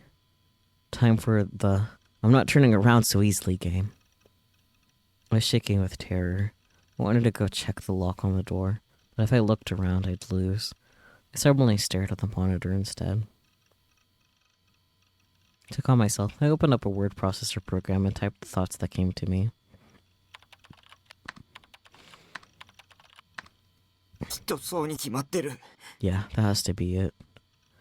Yuva equals working for Shogun. As I stared, quivering at the word demon, I started to wonder if the girl I'd seen at the murder scene really was one. Yeah, she wasn't human. That had to be it. Uh-huh. Oh, I actually changed. A demon girl equals murderer can see the future. Shogun equals working for the demon girl. You equals working for the Shogun, I see. Maybe that's how she was able to see the future. Her demon powers could let her create a photo of what was going to happen. That would explain how she could do that terrible crucified murder all by herself, too. And Shogun worked for her. They knew I was going to witness the crime by accident, so they sent me the image in advance. I didn't know why. Maybe it was a threat. If you tell anyone, this is what will happen to you next. Or maybe it was a warning. A death sentence, telling me that I'd be next. If that was the case, 勝 they, てるわ they けがな can't い beat them. 僕は They 奴ら could にい kill つ me 殺されても anytime お they かしく wanted ないんだ to.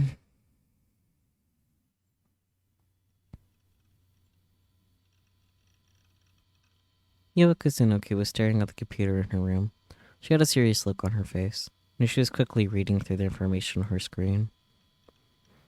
Eventually, she let out a small sigh and took her hand off the mouse before looking over at the piece of paper in front of her. Okay.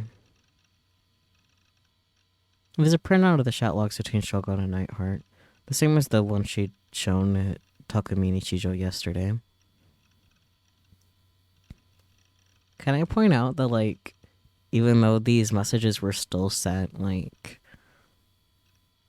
after Takumi allegedly received them, it's still before the murder happened. Because the murder was at, like, 9. But this was at almost 8. So still almost a whole hour before, so that's interesting, you know? Little details, prying them apart. 西条くん Nishijo. She whispered his name. Images of him sitting alone on the bench in Shoto Park came back to her. She shook her head as if trying to drive them away. And then suddenly she gasped and turned around. 今誰か I に felt 見ら like れていた somebody よう was な watching me. Her own gaze was locked on the big ghetto froggy plush that lay on her bed. Let's go. It must have been her imagination, she had decided. She stood up, walked over to the bed, and fell onto it face first. Oh. The sheets smelled like a sunny day. Her mom must have dried them outside this afternoon. As she buried her face in the pleasant scent, she looked around the room. Her room was kept neat and clean, a sign of her slightly obsessive personality. The largest object in the room was a huge bookshelf, packed tight from corner to corner with books. But what made it kind of cute was... the bottom was stuffed with complicated technical and computer books, but the top was filled with shoujo manga and anime DVDs. She let out another sigh and looked up at the ceiling. DID Dissociative identity disorder. I mean, I was thinking that, but I wasn't going to say it, because it's an obvious reason why there would be gaps in his memory and him doing shit. Anyways, oh look. She whispered the name of the mental health condition she'd been researching. Dissociative identity disorder. Bro, Wikipediophilia, the encyclopedia of useless knowledge? Okay, I don't think this sounds like a very reliable source. What does it say, though? Dissociative identity disorder, aka multiple personalities. A state where one person has multiple different personalities inside them, with personalities being defined. Okay, it's gonna be the same thing, pretty much. In the words, yeah. Okay.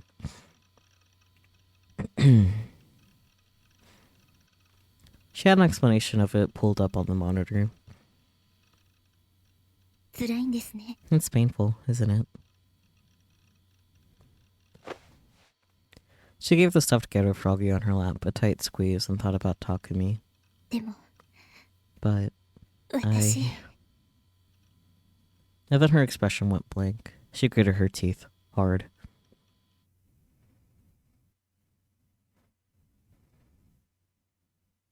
Okay, back to our freak.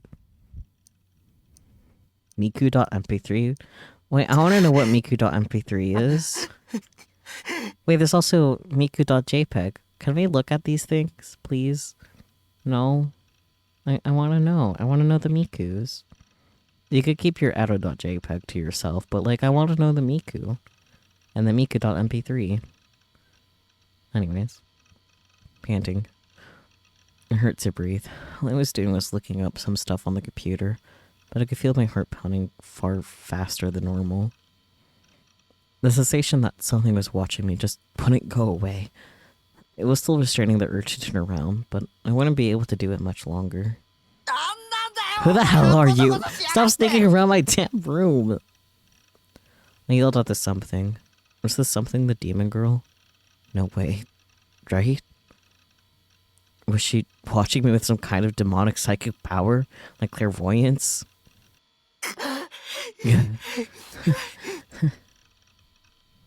Oh boy. The prickling on my neck only got more intense. It was turning into a sensation like a faint electric shock. Sounds like maybe your nerves are fucking up. Yeah. I was starting to sweat hard. My t-shirt was soaked. damn it. Finally, I gave in and turned around, but all I saw was my room. Nothing unusual at all. Why aren't you there? Who are you? I let out a scream and stood up to make sure the door was locked. When I saw that it was, I felt a little better. I wiped the sweat off my brow with the bottom of my shirt. Then I went back to my PC and stared at the monitor again. I've been reading up about how psychics could possibly see the future. He's also using Wikipedophilia, the encyclopedia of useless knowledge. You guys need better sources, please.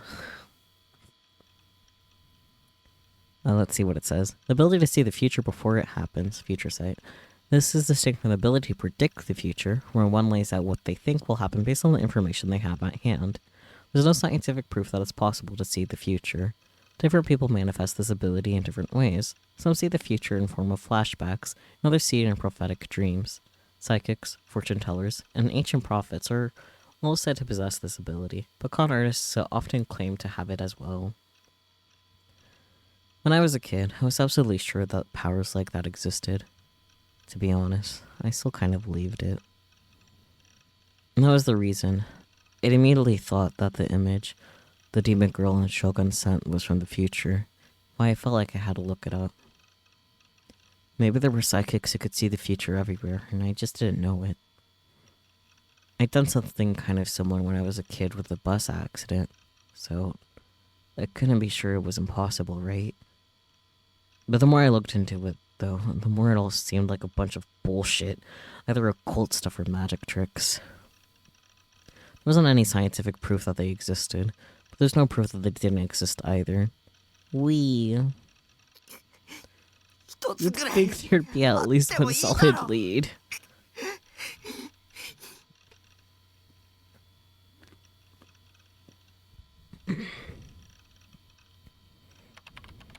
I got even more annoyed and slammed my fingers down on the keys. The fact that everything was so vague made me scared and uneasy. Aw, don't be so scared. Was I supposed to just keep waiting, spending every day in fear of a demon who might not ever come? Maybe. My mind couldn't handle that, of course. What I wanted was proof that it was impossible to see the future. But either way, I wanted a solid answer.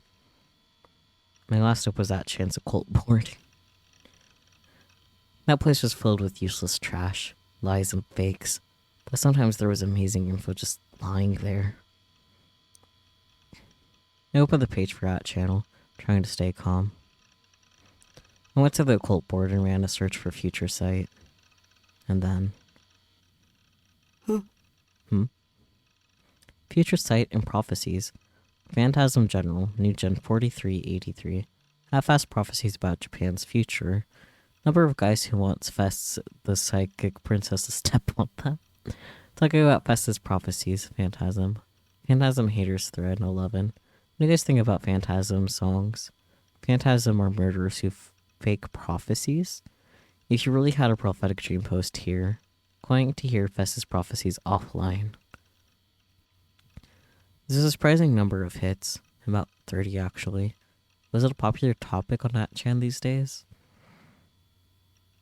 I gulped and looked at the threads one by one. Phantasm. Phantasm? FES. FES. Most of the threads contain the terms Phantasm or FES. I also saw the term New Gen a lot. There's something about prophetic lyrics and murders too. I searched and found out that Phantasm was a 4-person goth punk band based in Shibuya. Let's go. They were popular on the indie music scene, and their female vocalists used the stage name FES. I decided to see what the band had to do with seeing the future. The top third was titled Prophecy/Future Sight, Phantasm General, New Gen 43. I decided to read it. Can we listen to the songs? Let's see. Anonymous Prophet. Oh. Mochisuke, guys. What do you... you need to do is get your ass to Sunday's concert. Experience every moment of FES's Black Mass. Otherwise, you'll get crucified yourself. Lol. I read the lyrics and I gotta say they didn't do it for me. They're so vague, you can't even call them a prophecy. Please don't crucify me, okay? Thanks, lol. Future sight, lol. You guys are making shit up. She's a vocalist, not freaking Nostradamus. Just enjoy the music. I like FES's lyrics. And they're so new gen. You guys are talking about FES ignoring Ryo the composer. Poor guy. FES done. Punt punt. Your lyrics taught me the meaning of life. You FES believers are weird. Good point. You know what I'd like though? Nope. You know what I'd like though? Is to have FES call me a dirty pig in that cold, quiet voice of hers while she digs her boot heel into my ass and makes me feel so much pain that my eyes pop out of my head. When I get off while she spits in my face and then slits my throat with a knife and tells me I don't deserve to live. Okay. At least you know what you want. I don't know, man. FES Dawn is my life. And this is a special thread for you freaks.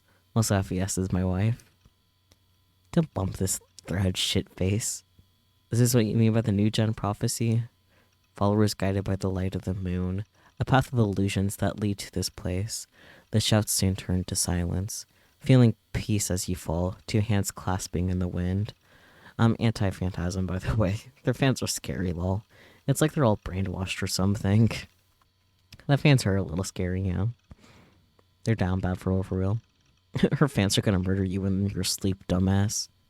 Don't read the lyrics, idiot. Read the room, dumbass chew.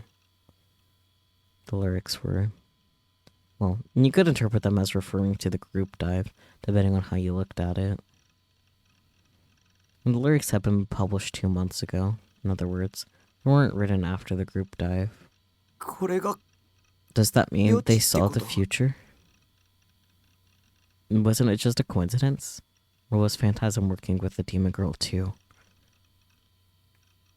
I read more of the log and found that all 3 of the new gen cases have been prophesized by the lyrics. Sorry, but the chew is just making you think that Anon is Warachu. Maybe Warachu is the Anon, who knows? Achan didn't have the lyrics for the pregnant man and crucified cases though. They seem to be some kind of thing where you weren't supposed to upload them to the internet. If you really wanted to know what they were, you had to go to a concert and buy the album. Either way, there weren't any number of discussions online trying to predict the outcome of the next new gen murder based on Phantasm's lyrics. Their album, published on an ND label, had been selling extremely well after the new gen incident started. Some observers in the media had noticed, and Phantasm now appeared sometimes in articles about the cult hit with Shibuya youth. FES was the one who wrote the lyrics. He pronounced it like the first half of festival, supposedly. So Fest, like I've been saying. Her real name wasn't known. Maybe she was the demon girl. No. If she was, then that would explain how she was able to predict the murders months in advance. She was the one who'd carried them out after all. I did an image search, but couldn't find a picture of her face. All the photos from her concerts were taken with crappy cell phone cameras. They were too blurry to get a good look at her. Damn it. I wiped the sweat from my brow with my t-shirt again. Frustration, fear, desire to believe nothing, desire to see nothing. All these feelings came together and made it hard to breathe. I was still panting. I needed to see Fess's face. With trembling hands on the keyboard, I went to Phantasm's official site. Ooh. It was a simple design with a black background. The font was blood red crimson with a terrifying, ominous feel to it. The site itself had very little in the way of information, just a simple concert schedule and discography. What else would they need? There were no profiles of the band members and no lyrics. Maybe she's not uploading her face because she's the killer. I mean, if true, that would be a valid reason, I guess. She was clever. A look at their schedule showed me that they seemed to do concerts every 2 weeks. The next one was あさって the day after tomorrow. Damn, that's convenient. If I went, I'd be able to see if Fess was the demon girl. But what good would that do? Was it going to turn her over to the police? Beg her to leave me alone? Could I take a cross and try to exorcise her? Not a chance. I couldn't do any of those things. She was a demon. A talker like me couldn't beat her. And if I lost, I would die. The corpse would become another disgusting piece of art, and photos of it would be uploaded to a new gen aggregator site. そんなのやだ No. No, but if I didn't go, I wouldn't know why I was in the image the Shogun had sent me. Maybe if Fess wasn't working with a demon girl, I could ask her for help. だけどやっぱり無理だ I can't. ラ I イブなん can't て go 行ける to a わけがない concert. I've never been to one in my entire life. Especially in a concert hall that was cramped and dark with loud and filled with people. Just imagining it made me want to vomit. I didn't know what to do. The prickling on my neck was still there. It had gone from a tingling numbness to a burning pain. And when I looked behind me, of course nobody was there. もうやめてよ Stop it. I closed my eyes and waited for the gaze to go away. I refused to have this sensation following me for the rest of my life. Someday, it might get strong enough to actually kill me. 考えよ Think, 匠 Takumi, 僕にできることを考 what え can ろ you do? Not much.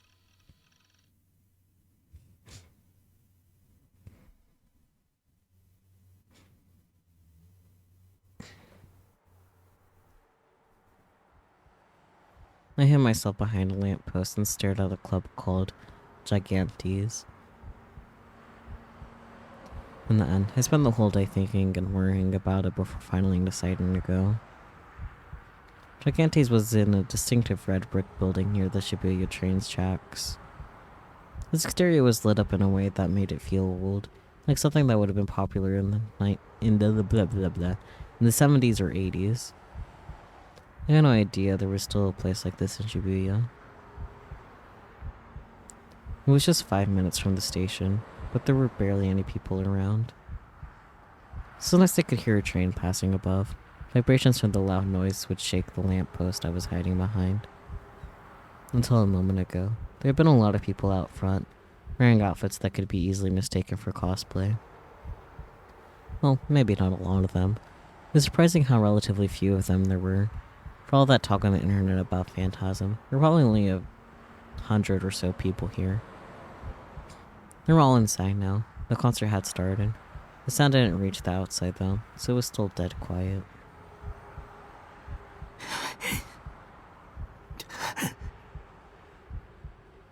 The nervous sensation in my heart that had started yesterday had only gotten worse when I arrived here. It hurt so much to breathe that I was beginning to wonder if I had some kind of heart disease. Maybe you do, buddy. No, the reason was much simpler than that.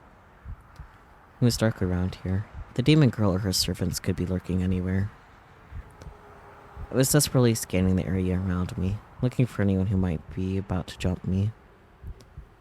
Being there made me feel as tense as being in the Wand's volcanic labyrinth in ESO. The Wand's volcanic labyrinth was full of overpowered enemies, and the area itself was filled with lava. The slightest touch of lava meant instant death. How many times had I died in that zone? I wiped the sweat off my forehead with a hand towel and gulped. The door at the top of the stairs to Gigantics opened, and, for a moment, I could hear the sound of drums being violently pounded on. A boy came out the door. He ran down the stairs and over to me. Yo, Taku. Matta ka? Hey Taku, did I keep you waiting? Hi, pretty boy. I was the one who invited him to this concert. I didn't know his cell number, so I'd never been forced to go to school that day and talk to him. So I'd been forced. I don't think I could have gone to Gigantics without him. No, they're going on a date. That's cute. And gay. And even if I had, if the demon girl was inside, it would be game over the moment I opened the door. That's why I enlisted him as a scout. I felt like I was using him, and I did feel a little guilty. Not that I said anything to him about it, of course. The only ones I could ask were him and Nanami. I opted for the one who'd be less obnoxious, which meant Misumi. Is he less obnoxious? I'm not sure. I would pay for his ticket. In other words, I'd be basically hiring him for 1,000 yen. $10, let's go. Here's your CD. I bought one for Mitsu. He handed me a copy of Phantasm's album. They were going for a huge premium online, but I read on the at-chan that you could buy one at a concert, so I decided to have Misumi get one for me. Now half my goal was accomplished, the other half was... Man, Phantasm was a lot better than I expected. He just left the concert hall and seemed a little excited. I don't like just listening to what's popular, so I'd kind of ignored them, but after hearing them live, I'm a fan. The other thing I'd asked him to do was describe the band members for me. They all need to come out as soon as the concert began, so all he needed to do was take a quick look and report back to me. But I hadn't seen him for 5 whole minutes after the concert had started. It seemed like the reason for that was him deciding to listen to the first song. The girl doing the vocals especially, she was pretty hot. You got pretty good taste in women. Yeah, Misumi was only going to think about things with his little head. So much for not liking what's popular. What was she like? No, right. I was supposed to tell you that. This is kind of fun, like being a detective, don't you think?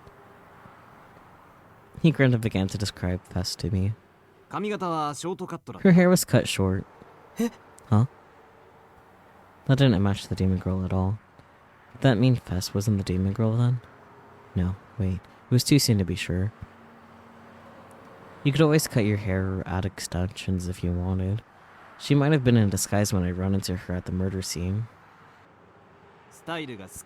She had a really nice figure. Oh, and she was tall. Probably about my height.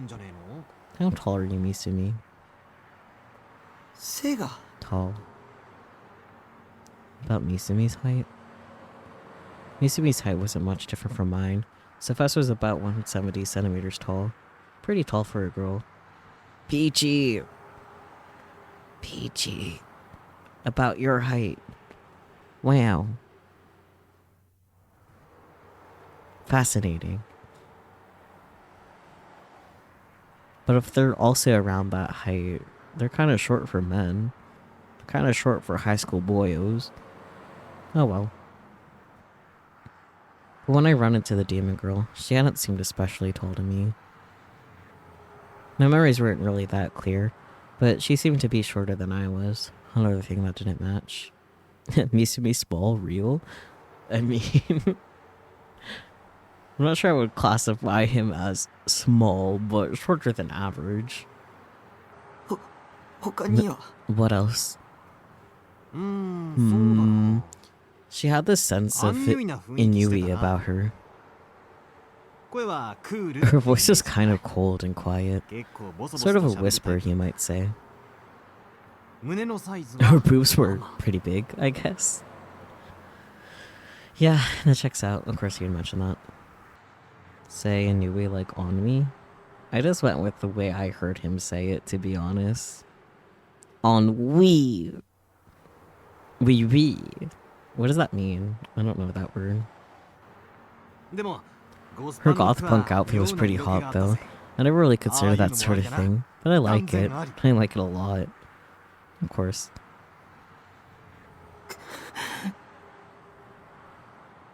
A feeling of listlessness and dissatisfaction arising from a lack of occupation or excitement. I see. It was no good. Just hearing someone else describe her wasn't going to be good enough. I only got a quick glance at the demon girl anyway. I don't think I'd have described her even if you asked me to. Maybe this whole plan was a waste of time. Actually, if you're that interested in Fess, let's go take a look at her. Come on, let's go. Huh? Misumi pushed me up the stairs to Gigantes. I tried to resist, but he was stronger than me and I couldn't escape. Wait, 見たいんだろ you want to 私の see 顔 Fest's face, 素直 right? になるって Just admit it. 浮気っての Cheating is what makes you a real man. I'm glad to see you finally grown up, Taku. は Huh? この前一緒に帰ってた For tonight, メガネの forget 子の about that girl with the 今夜だけは glasses you ピース were になって with earlier. 俺も I'll forget about あなたのこ Tanaka と too. は忘れるからよ Wasn't that just a one night stand knowing you, sir? But what was he talking about? I tried to resist, but I realized it was too late. We're already at the top of the stairs. It was only a single floor off the ground, but if I struggled here and slipped, the fall would hurt bad. The thought made me stop struggling. Yeah, that's fair. When I stopped resisting, Misumi shoved me through the door and into the concert hall.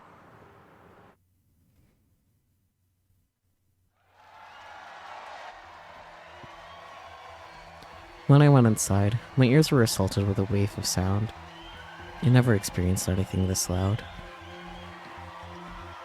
I could feel it shaking the bottom of my stomach. The vibrations felt like they threatened to tear me apart. There weren't any seats. Everyone was standing. The audience rocked their bodies in time with the rhythm, and I could hear the cries of "Fess! Fess!" in time with the music. Their movements weren't as coordinated as Otage you saw at idol concerts, but they were still really impressive. The intensity was incredible. It felt like I was about to throw up from the heat of so many bodies. I wasn't otaku, but I'm an idol or voice actress otaku, so to be honest, I didn't like concerts like this. The one saving grace was that nobody was looking at me, but I couldn't deny that I was terribly out of place here. There were so many people that I couldn't get a clear look at the stage. The most I could make out were the silhouettes of 4 people standing under bright stage lights. As I stood there, overwhelmed, Misumi handed me a plastic cup with some soda in it. He must have paid for my ticket. I'd have to pay him back later. They're on a date, wow. And then the song ended. A wave of cheers and applause went up from the audience. Finally, everyone lowered to their raised fists. I had a clear view of the stage. I could get a clear look at the short-haired girl up there. She definitely wasn't the demon girl. 今日は Today, いつもより調 I'm 子いいわ feeling better than most days. 声がクリア I に can 聞こ hear え the る voices clearly. Oh boy. 世界が The world is so とても澄んでいる still and silent. Her voice, picked up by the amplifier and coming through the speakers, was nothing like the demon girl's either. Peachy, calm down. Calm down, Peachy. Don't be like one of the Fest fans. Stop. Don't get it. Don't understand. Goodness. No, not you two, Marvel. All of you. Down bad for Fez. Jesus. Fez had, as Misumi said, a sense of, what was the word pronunciation? Ennui. Ennui. You're not immune to hot goth girl, that's fair, I guess. Ennui. She didn't seem boyish, despite her short hair. She had a strange aura that was simultaneously cute and seductive, but also aloof. The accessories on her body reflected in the lights and gleamed silver, giving her a strange unearthly look, but something from a fairy tale. I couldn't understand why she was so popular on 8chan. You'd expect a singer like her to be loud and passionate, or so I assumed, but Fess was calm as she spoke into the mic. It was the complete opposite of the excitement of the crowd. Maybe that was just her personality. But the audience knew better than to shout over her. There was silence and as she spoke, and everyone listened. 呼吸突性の門が閉じている Maybe it's because the gate to Cocytus is closed. Cocytus? Ugh, words. What did she say? Cocytus? I don't know. What language was that? 世界の均衡 The は planetary balance has been maintained for thousands of years, 数千年 since the 間 birth 保 of た the れてい great た。 will. でも今 But now, それは it 崩れ is つつある。 falling apart, とても不 becoming 安 unstable. 定だから And that's 私は why 歌うわ。 I sing. 君たちのカオスを I will take your chaos Okay, into Danny. myself. She said the word! She said the word that's in the title of the game, guys!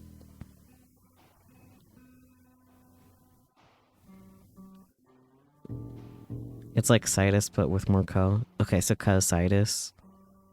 Okay. No, now I understood. She was speaking in character. It was a goth punk thing. Maybe she was trying to say stuff that sounded ominous, even if you didn't know what it meant. You to make her seem kind of mystical and help her connect better with her fans. Clearly, this is just a bit by the band. Who knows? In fact, Fess was holding something strange in her hand. In her left hand was a normal mic, but in her right was a strange mic stand that looked like some kind of sword. I want one. It had a strange form with flowing curves that felt alien and dangerous, and looked so sharp that even touching it might threaten to sever a finger. It was huge, just as big as she was. I want one. The glass embedded in the stand glowed with a strange pale light. I wasn't sure if it was even a mic stand, but it was the perfect prop to help define her character. I found myself strangely unable to take my eyes off of it. Fess raised the huge mic stand above her head. Oh dear. And with an underhand grip, she swung it in an arc in front of her. The pale light of the glass made a half circle in the air. That was really dangerous. What if it hit someone? Maybe it wasn't a mic stand, but a sword. Still want one. And maybe, like, she would cut off the head of a member of the audience each night in order to offer up their still warm blood to the demon girl. That would make this whole concert a black mass led by witches. I began to shiver. Maybe it would be better to just leave now. But sword in 次は3 concert. 曲目。 Next is our third song, 密教の首飾り。 the historic necklace. Esoteric necklace, I know words. Another huge cheer went up from the audience.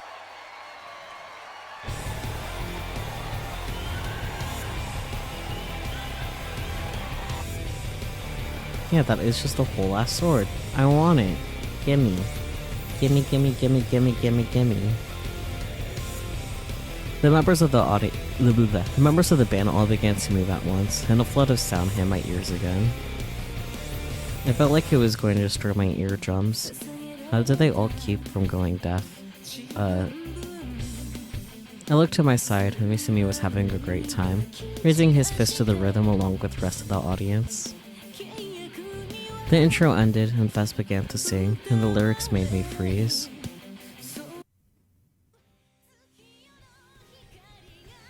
This was the prophetic song that I'd seen on At-chan. It was a dark song, without a glimmer of hope to be found in it.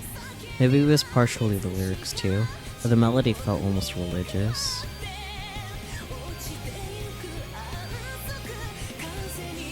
As the song progressed, the crowd's cheers faded, and before long they were silent. All of them were listening intently, however, and some of them even seemed to be gazing at Fess in a kind of ecstasy. There was certainly something in her voice that drew you to her, even as I fought against my fear of the crowd and the urge to vomit. I was listening to make sure I heard her sing.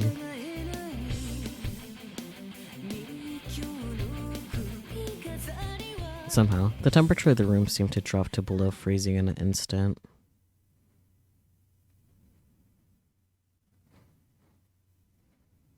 The song ended.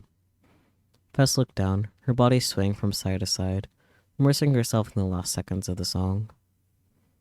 Then she suddenly raised her head, or blah blah blah blah blah, and without any doubt or hesitation. Oh boy, time to be delusional. looked right at me. I don't mean our eyes met for a moment, or that she was looking in my direction. She was clearly looking straight at me, staring, as if trying to see all she could, as if trying to see who I was, as if trying to see into my heart. Her gaze was so powerful, or for some reason, kind of sad. Locked in.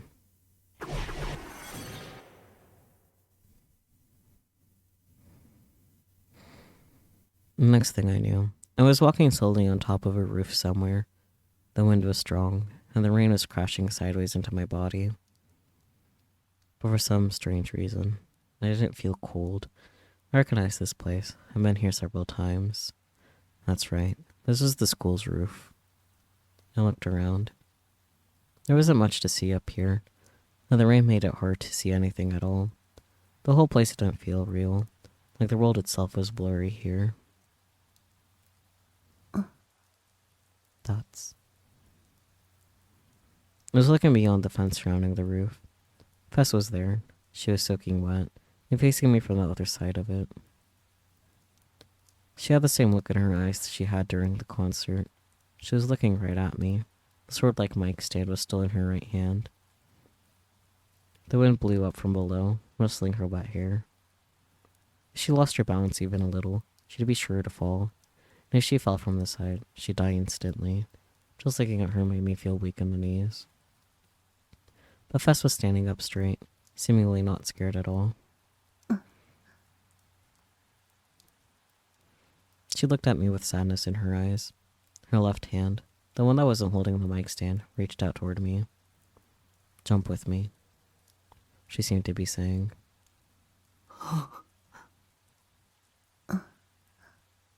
The silence is strong here. Or I guess the silence is loud, is what I meant. I couldn't say a word. I didn't know what to do. Fess said nothing. She spread out her arms as if she'd been nailed to a cross. And the rain and wind suddenly stopped. I tried to shout, but nothing came out. I couldn't say a word. Fess slowly fell backwards. Everything was happening in slow motion. I tried to somehow reach out a hand toward her. But my own movements were in slow motion too. All I could do was watch helplessly as my arms slowly stretched out. Fess's eyes were already closed. And then she vanished from my sight. That's fun. Nope, I'm back home. Depressing. I knew I was the one who created it. But man, what a depressing ending. I guess that was just a sign of how incredible the aura around Fess was. She had this kind of destructive beauty. Not that I had any idea what destructive beauty actually was. Lol, sorry. Hello. In the end, I gotten sick from the crowd and fled the concert hall. Oh no, you abandoned your date Misumi. So, I barely seen any of it, and I never wanted to go again.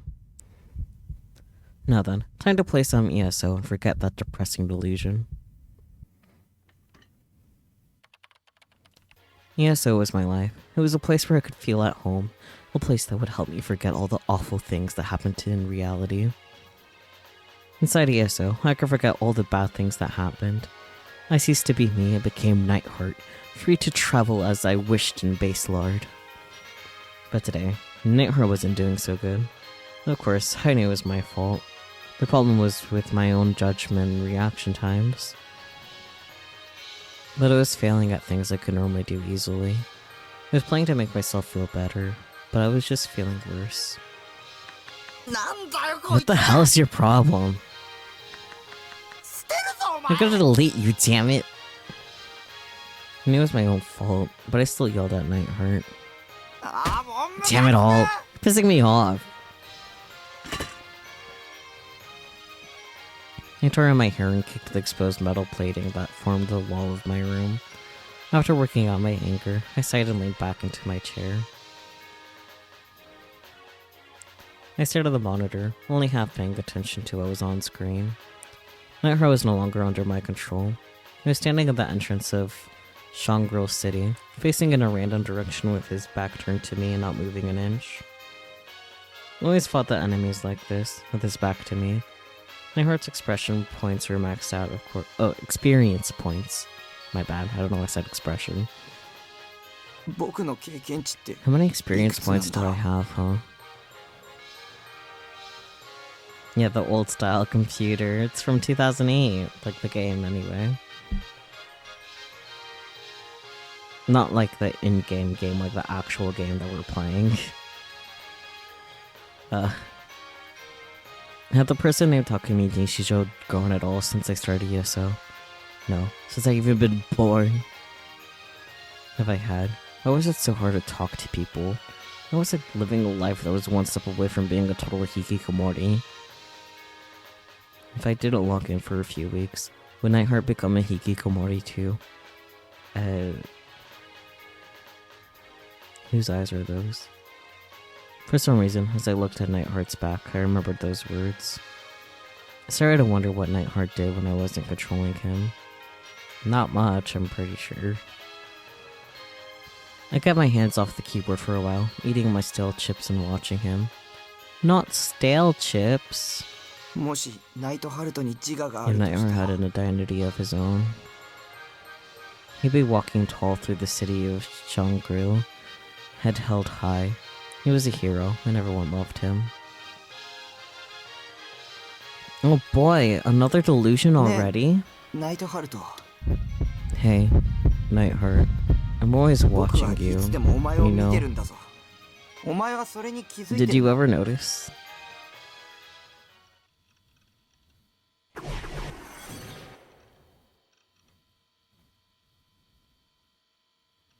And then the monitor was bathed in a bright light. I was caught off guard and closed my eyes. 気づいてないと思った Did の you か think I wouldn't notice? I heard a voice. いつもいつも The 俺は voice お前 obeyed の your 命令に commands, 従ってきたの and に yet... The voice was coming from the monitor. 俺の中の人が I never こ thought こ that ま the でバカ person だとは inside me 思 was わなかっ such た an idiot.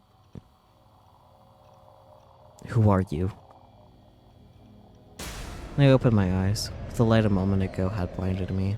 I couldn't see a thing. もういい Enough. 俺はお前 I'm を捨てる deleting you. これからは自 From 由 now に on, 生き I'll る live my own life. Was that Nightheart? What did he mean he was going to delete me? そのままの意味だ I meant what I just だから said. お前はバカ You're な an んだ idiot. I made you. You're my character. Are you rebelling against me? そうだ That's right. もううんざり I've had enough of you. 何が疾 What 風 kind of 陣 name 雷 is だ lightning fast 中二病にも Nightheart 程があるだろう anyway? Sounds like something a 7th grader would pick. Oh, being called a chinibyo. お前にわかるか Do you understand? 俺がどん Do you な気持 understand ちで how I そう言わ felt れてい being たか called that? お前はかっこいいつもり You だった might かも think し it れない sounded が cool, but 俺からすれば every 恥 time ずかし someone いだ called け me なん that, だ I よ cringed. でも俺は But I was 自 never 分の able 言 to 葉を speak 発 with する my こと own もできず voice. じっと All I could 耐え do る was しかなかった silently endure. うるさい Shut up! You're not gonna talk to me like そんな that. こと言うな I'll delete you if you keep talking like that. 勝手にしろ Do whatever you want. だがな But これだ remember けは覚え this. ておけお前が俺を In the same way you can ボタン一つ delete で消せ me るよ with う a に single button, お前もお前の the 中の人 person に inside ボタン you 一 can つで消 delete され you る程 just 度の as 存在 easily. なんだ Person inside you? That's... But what is he talking about? まあ Well, 実際にはそんなことあるわけないけど That would never happen, ね I chuckled a little on my delusion and stared at Nightheart, who was still standing silently in the world of Base Lord. Maybe I had to keep a little safer than usual today. Do less risky things. I started playing once more.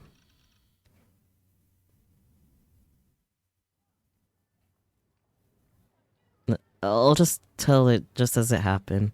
I can read so good. I went to school today, and then when it was over, I found myself buying a cell phone with my little sister. Let's go, he finally got a phone. You might not understand what I'm talking about. I don't understand what happened to me either. お兄 Brother, 何ブツブツ what are 言 you ってんの mumbling about? Oh, you know, monologuing. Don't worry about it. それよりほら I asked if you マ like キス this はどうかって聞いて model る or んだ not. よ God, I wanted to go home. How many times would I have to tell her that I didn't want a cell phone before it sunk in? When I got to school today, she barged right into my classroom. Wow, look who actually came to school today, she said, and then she ordered me to come buy a phone with her. After school, I tried to escape before she could find me, but I'd forgotten how fast she could be. She easily found me, caught up to me, and dragged me to a shop in front of the station. I didn't want to go anywhere near the station. I never did. Every time I went, I felt like I'd throw up any minute now. Nanami didn't know or care how I felt, though.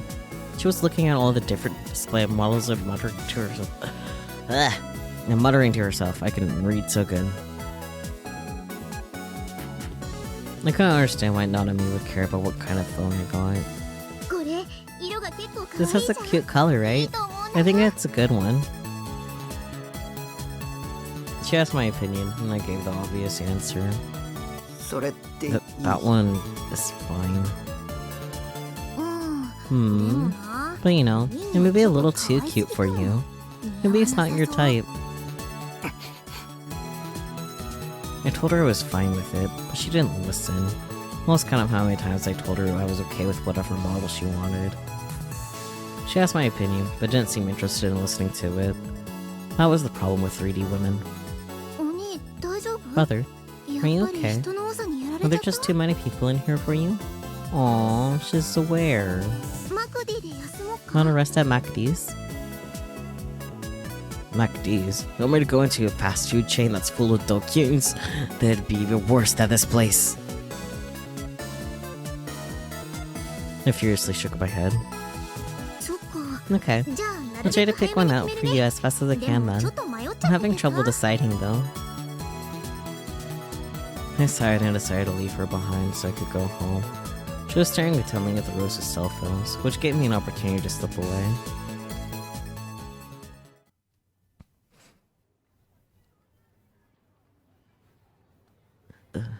You could go for some absolute trash like macas or wiener schnitzel right now, to be honest. Honestly, same. I started to walk toward the 107 when I saw something so startling I came to a stop. What was that? On the other side of the huge crowd of people, on the steps of the 107 building, there was a girl who stood out from the rest. Was she holding a sword? Its colors and the way it looked reminded me of the mic stand that Fest had been holding during the concert. It was probably from the same project line, I assumed. It sure was a big sword, though. It might have been even longer than the one Fest had been holding. Oh dear. The girl with the sword was, surprisingly, wearing a Suimei uniform.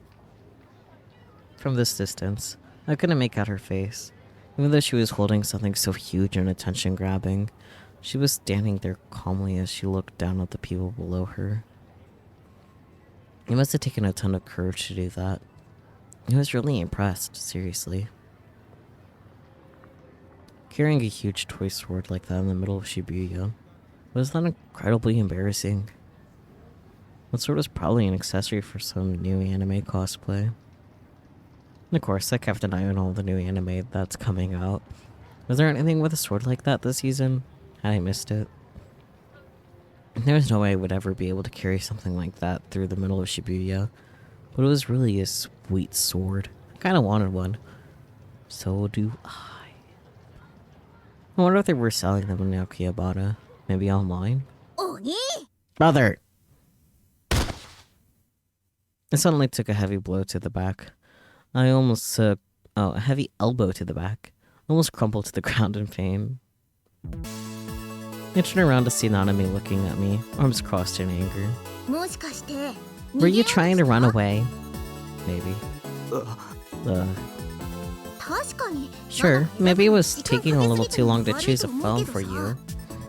だからって But that doesn't mean it's okay to just up and leave me, does it? Maybe. I shook my head, or tried to anyway. お兄のバカ Brother, you jerk. Hope you suck up too much radiation from your phone and it kills your kidneys and you die. Oh boy.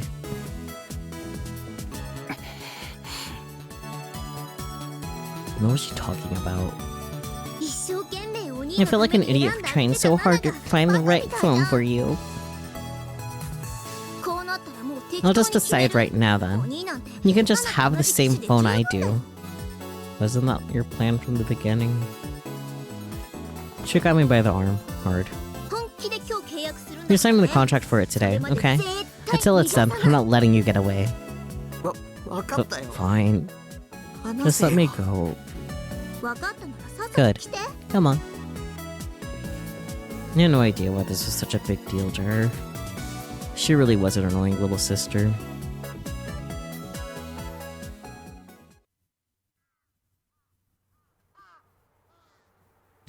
And then, all that time she spent picking a phone was totally wasted, and she ended up getting me the same one she had. After an hour or so of signing contracts and filling out paperwork, I tried to take my phone and go, but Nanami stopped me. ナナが初期設定してあげる Let's か go ら to MacD's. マクディやろ I'll get your phone set up for you. She ignored my protestations and grabbed me by the collar, dragging me to the nearest MacD's. どうせお兄携 I 帯 just 持 thought っ you て were 帰って planning も to take it 電 home 源 and 入れ throw ず it に in ほ a ったら drawer かしにする without に even 決まって turning る it んだ on. からナナがちゃんと使える So よ I'll うに make して it so あ you げ can る actually use it. Damn it. She was really determined to make me miserable. Why did it have to be at MacD's? MacD's in Shibuya was hell. There would always be way too many people, and it would be incredibly loud, with the Dokyun ratio off the charts. A group of 3 Dokyun-looking brown-haired mothers and their kids were sitting at the table next to me. Their kids, and all 3 were little brats with red streaks dyed in their hair, running around the store screaming. Their mothers are simply ignoring them. At another table, 4 Dokyun-looking teenage boys were laughing loudly in their obnoxious voices. 2 high school girls in loose socks were sitting across from each other, both staring at their phones. They weren't talking. Next to them, a middle-aged salaryman was lying head down on a table, snoring. He was clearly skipping work. My table a little farther away was even stranger. A group of 5 boys and girls in elementary school had set their backpacks on the ground and were dangling their legs as they happily chatted with one another. A group date? You're in elementary school, and you're on a group date? It was people I wanted nothing to do with as far as the eye could see. It was amazing that Nanami could feel at home here. The sheer number of people were making my head hurt, and I felt like I was going to vomit. Why did I have to be here with my sister at a MacD's anyway? ねえねえ Hey, 着信メロディー what do you どう want す for る your ringtone? なんか希望あ Any る suggestions? She wasn't even looking at me, just playing with my phone. 兄 An さん anime song. キャッカー No way. そんなだからお兄は You're such an たくさんなん otaku, だよ brother. You were the one who asked me. It's my phone anyway. Let me put what I want on it. あそうだ Oh, I know. 大村カレ Why ラの not the new 新曲 song にした from ら Karera あれすっ Omara? ごくいい曲 It's だ a よ great song. 最近の It's my ナナの favorite お気に入り lately. それこそ No way. うんまあ Hmm. お兄に I guess the 大村カレラ Karera は Omara song 言わ isn't ないか really right for you anyway. She cruelly insulted her other older brother as she bit into a French fry. French fry. She ordered a fish sandwich combo even though we hadn't had dinner yet. I had to pay too. For my part, I felt too sick to even consider eating anything. It wasn't fair. Isn't the reason for ordering food right now is to have dinner? Though, like, buddy. あそうそう No. それとね And for some reason, she pulled her bag up to her lap and began to look through it. うーん Okay, おあった here we go. And then she took out Yep. ゲロカエ A ル defective 不良 ghetto 品 froggy. 不良品じゃない It's よ not defective. 先週出た It's the new よろり bug-eyed ゲロ ghetto froggy. It just came out last week. は Huh? 知らないんだ You don't know about く it? れてるな Wow, お兄 you're は behind the times. ゲロカエルンって New 毎週 versions of 金曜 Ghetto 日に Froggy 新作 come が out 発 every 売されてるん Friday. だよ That's pretty frequently. もう全部で12種類 There ぐら are いある already んだから 12 types. And it's released weekly? Really? Was there enough demand for a new one every week? ナナが携帯につけてる The の one on は my phone is the 最初に first 出た version. 普通の The ゲロ normal カエル Ghetto でしょ Froggy. で次が The next デブッ was チョ the ゲロカエ Fat ル Ghetto で Froggy. その次 Then が Blocky Ghetto 獲得ゲ Froggy. ロカエル She quickly ran off the names of the various Ghetto Froggies. 第4弾が Number 4 was ゲロカエ No ル Face で Ghetto Froggy. 第5弾 And 5th が was Radiant 輝く Ghetto ゲロカエル Froggy. 第6弾が The 6th was the most popular, 猫ゲロカエル Kitty っていう Ghetto の Froggy. その後が Then there was Ghost Ghetto Froggy, Sleepy Ghetto Froggy, Burning Ghetto Froggy, Zombie Ghetto Froggy, Drunk Ghetto Froggy. Wow. I actually memorized them all. Wait a second. Did that mean? お前コン Do プリ you ート have して the complete set? もちろんだよ Of course. 全部 You have 集 to め get な the きゃ full 意味 set ない or も it ん doesn't count. 毎週買うの People に line 行 up 列 to が buy で the き new るんだ ones から every ね week. For this lazy, sloppily made product, to be honest, you could probably come up with a better design. Do it. You won't. Maybe she started giving me a lecture about Ghetto Froggy anyway. というわけで So, このギョロ here's リ your ゲロカ bug-eyed エル Ghetto をあ Froggy. げる Huh? What? なんで Why? このストラップを携帯 If に you つけ put れば this strap on your 少しは phone, 女子から you might モデル actually の impress って a いう目で girl 見て for もらえる once. から She began to attach it to my phone despite my obvious disapproval. コンプしなきゃ But 意 I 味 thought な I いんだ had ろ to have the complete set. 僕がそれ But もらっ if た I ら take that お前 one, you won't have them all. 心配しなくても You 大丈 don't 夫 need to worry about 2 me. つ買ったもん I bought two. Yeah, that's what I thought. 毎回 You 2つ buy 買って two る every のか week? I was really starting to worry about her sense of taste. 今回だけだよ Just this お兄 time, の携帯 I bought an 用 extra に for your 買ったの phone. わざわざ You went to all that trouble? わざわざ I went to all that trouble. She finished attaching the strap and nodded, satisfied, before taking a sip of her drink. But then suddenly, she gasped and leaned toward me. 別に I didn't stand in line for you, brother. あくまでついで I だ was going to buy one anyway. いらない No thanks. は Huh? Nanami leaned forward with wide eyes. She looked ready to leap across the table at me. あいらないって You don't want it? ナナが Even わざ though I わざ went 買 to all って that きた trouble はず to な get のに it for you? ついで You were going to だった buy one anyway, right? っていうかもう I don't Ghetto care Froggy about Ghetto とか興味ないし Froggy. Anyway, むしろ it's キモいし creepy. だからお兄は This is why 調子 girls に乗って don't ないん like だ you, brother. I thought she was going to slap me, but instead she calmly sat down and began to nibble on her fries. I want McDonald's fries. でも抵抗しても But it's no use resisting, okay? ギョロリゲロ I already カエル stuck it on your もうくっつけちゃった phone. もん It was like she thought she was in control here. Well, I guess she was. I hated to admit it, but she knew way more about phones than me. Aw, brother is realizing Sis has more in common with him than he thought. Yeah. Look at them bond. もし勝手に外した If you ら take it off, 毎週 I'm gonna 並ん punish で you もら by うの making you 手だ line ね up with me. Oh boy. 並ぶっ Line て up? 何 Where? For the next Ghetto Froggy, obviously. 決まってんじゃん Where else? 新作 The ゲロカエル line to buy the new 買う Ghetto ための行 Froggy. 列 It's usually about 2 hours. Oh, jeez, okay. Insane. Why did I have to be threatened by my own little sister? She kept fiddling with my phone for a while after that. I kept her quiet, so I preferred it this way. なんだか変な気 It 分 feels だ kinda な weird. The next time she spoke, her bad mood had disappeared. Maybe she was the type who didn't need to sleep on something unpleasant to forget about it. She could forget it after just a few minutes.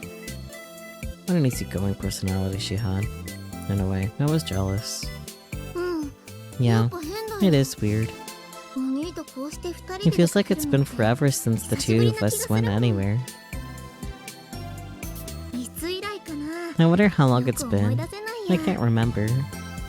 お兄はいつも You're always locked up in your アニメ room 見てる watching かゲー anime ム or してるかだ playing もんね video games. まあ、たま Well, には maybe it's こういう not の bad も to いい do か this な once in a 新 while. 鮮で It's a nice change of pace. さすがに毎日は I なの mean, も I'd 嫌 hate だ to け do ど it every day, though. No. Nanami put my phone on the table and picked up her fish sandwich. She happily took off the wrapper and bit in. I suddenly remembered her saying that she liked the fish sandwiches here. せいぜい太るがいいさ I hope you get fat. Wow. She suddenly froze. She was looking at me with hatred in her eyes. And then, after a moment's hesitation, she slowly offered me the half-eaten sandwich. 半分食べる Want half? もう手遅れだよ It's too late. Mm. Mm. そういうこと言う You need to と learn that girls won't like you if you say things like that. You're so stupid, brother. And then, she ate the whole sandwich by herself. You greedy girl.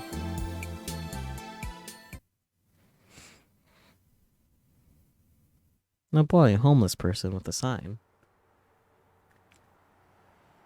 A sign that I can't read completely because it has kanji. After that, I was forced to listen to more of her boring stories before she finally handed the phone over to me. By then, By then, the sun had set. It had been a long, painful few hours. I was finally able to say goodbye and head home. Fall was in full swing, and the chill of the night breeze did wonders to calm my headaches and urge to vomit.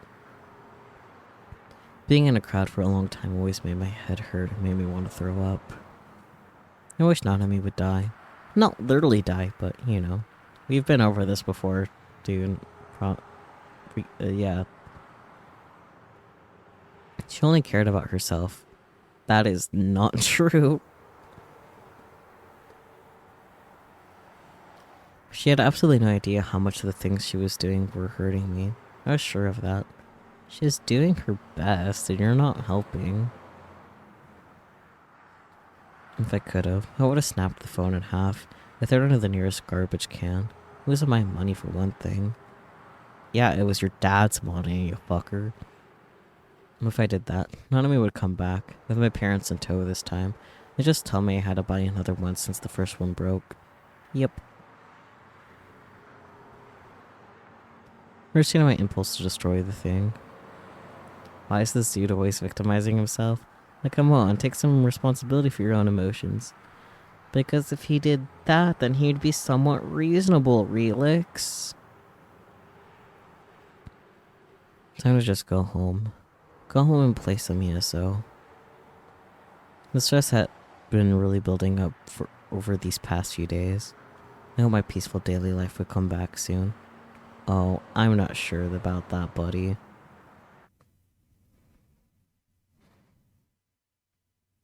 Another bizarre murder had taken place that night.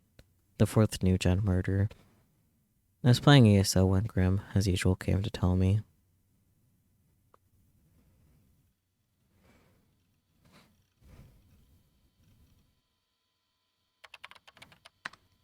Yo, Grim. You're late tonight. Whose eyes are those?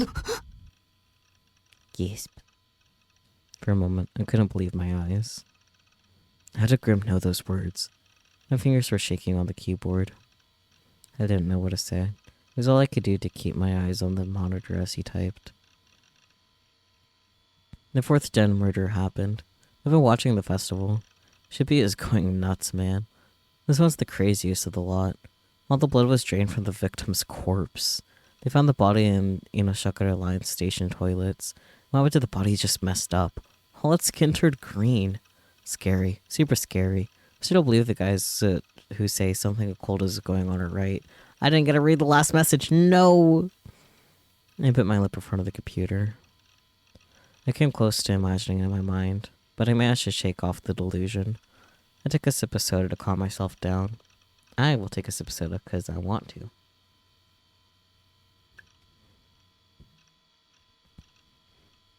Damn that Grim. He was deliberately trying to ambush me. I knew it. No human could have done that. There we go. Huh? No reaction? Soda will not calm you down, my dude. Definitely not. Especially since I'm pretty sure he's drinking cola, which is caffeinated. How do you know so much about it? You're talking like you actually saw it. Well, I did, basically. You still don't care, then? About New Gen? I'd rather spend my free time grinding an ESO than reading up on New Gen. That's our lightning fast Nightheart. He grinds like no mere mortal can, or inspiration, or idol. I didn't want to talk about New Gen, so I tried to change the subject as soon as possible. The guy said pretty much saw the murder, you're not gonna question whatever. Anyway, check this out. Oh boy, a link. Well, it's an auction page. And I feel like I'm gonna get trolled. Last time this happened, he trolled me with an image he said was a good image, and it turned out to be something stupid he'd drawn. It was entirely possible he'd do the opposite this time. Yeah. Wait, you seriously don't know? Know what?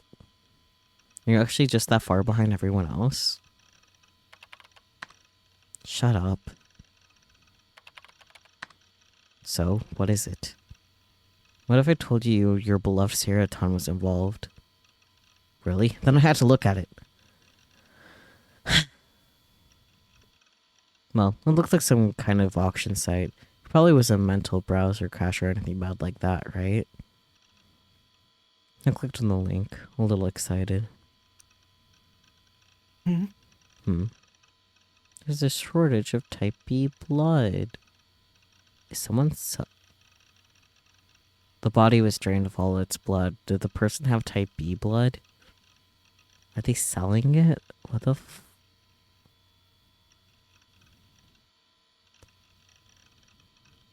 There's a shortage of type B blood? What was this flyer? I'd seen it somewhere. Deja vu again. Anyway, where's the pic of Seraton? Let's roll the mouse wheel to go down the page. That's nice. And I was suddenly met with what was clearly a Guido image. I quickly looked back toward the left monitor and closed the browser. The Guido image had only been on the monitor for 3 seconds. I had only really gotten a solid look at it for less than a second, but still. It's a pic of the 4th gen New Gen body. It was put on the auction site before the media had reported on the murder. You could buy the victim's brutally murdered corpse, lol. In other words, the one who posted it has to be the New Gen killer. Crazy, huh? The username for the auction was Vampire. I mean, it's obviously a throwaway username though, but the whole internet's going nuts. It's getting basically the different kinds of message boards. They're making memes of it too. Damn. The main craftsmen were right on top of it. That's a little... And there's a dying message in it too, in the image. Dying message. A dying message. And the wall written in the victim's blood. I didn't realize that stuff was real. Maybe the killer's just doing it for the lulz. Hello, Mr. Nightheart. Did you freeze on me? I'd only gotten to see the picture for a second. But still. It's a game. This whole world's a game. It's a fictional game. The image of those red letters sloppily painted on the wall was burned into my brain. I tried not to think about it, but each of them came into my mind in turn as if accusing me. Why were those words? Why were they there? I knew those words well. I said those words often. They were a question I would ask no one in particular. My grandma had said them to me when I logged into ESO. Each of those words were common by itself, but no one else used them the way I did. Whose eyes are those?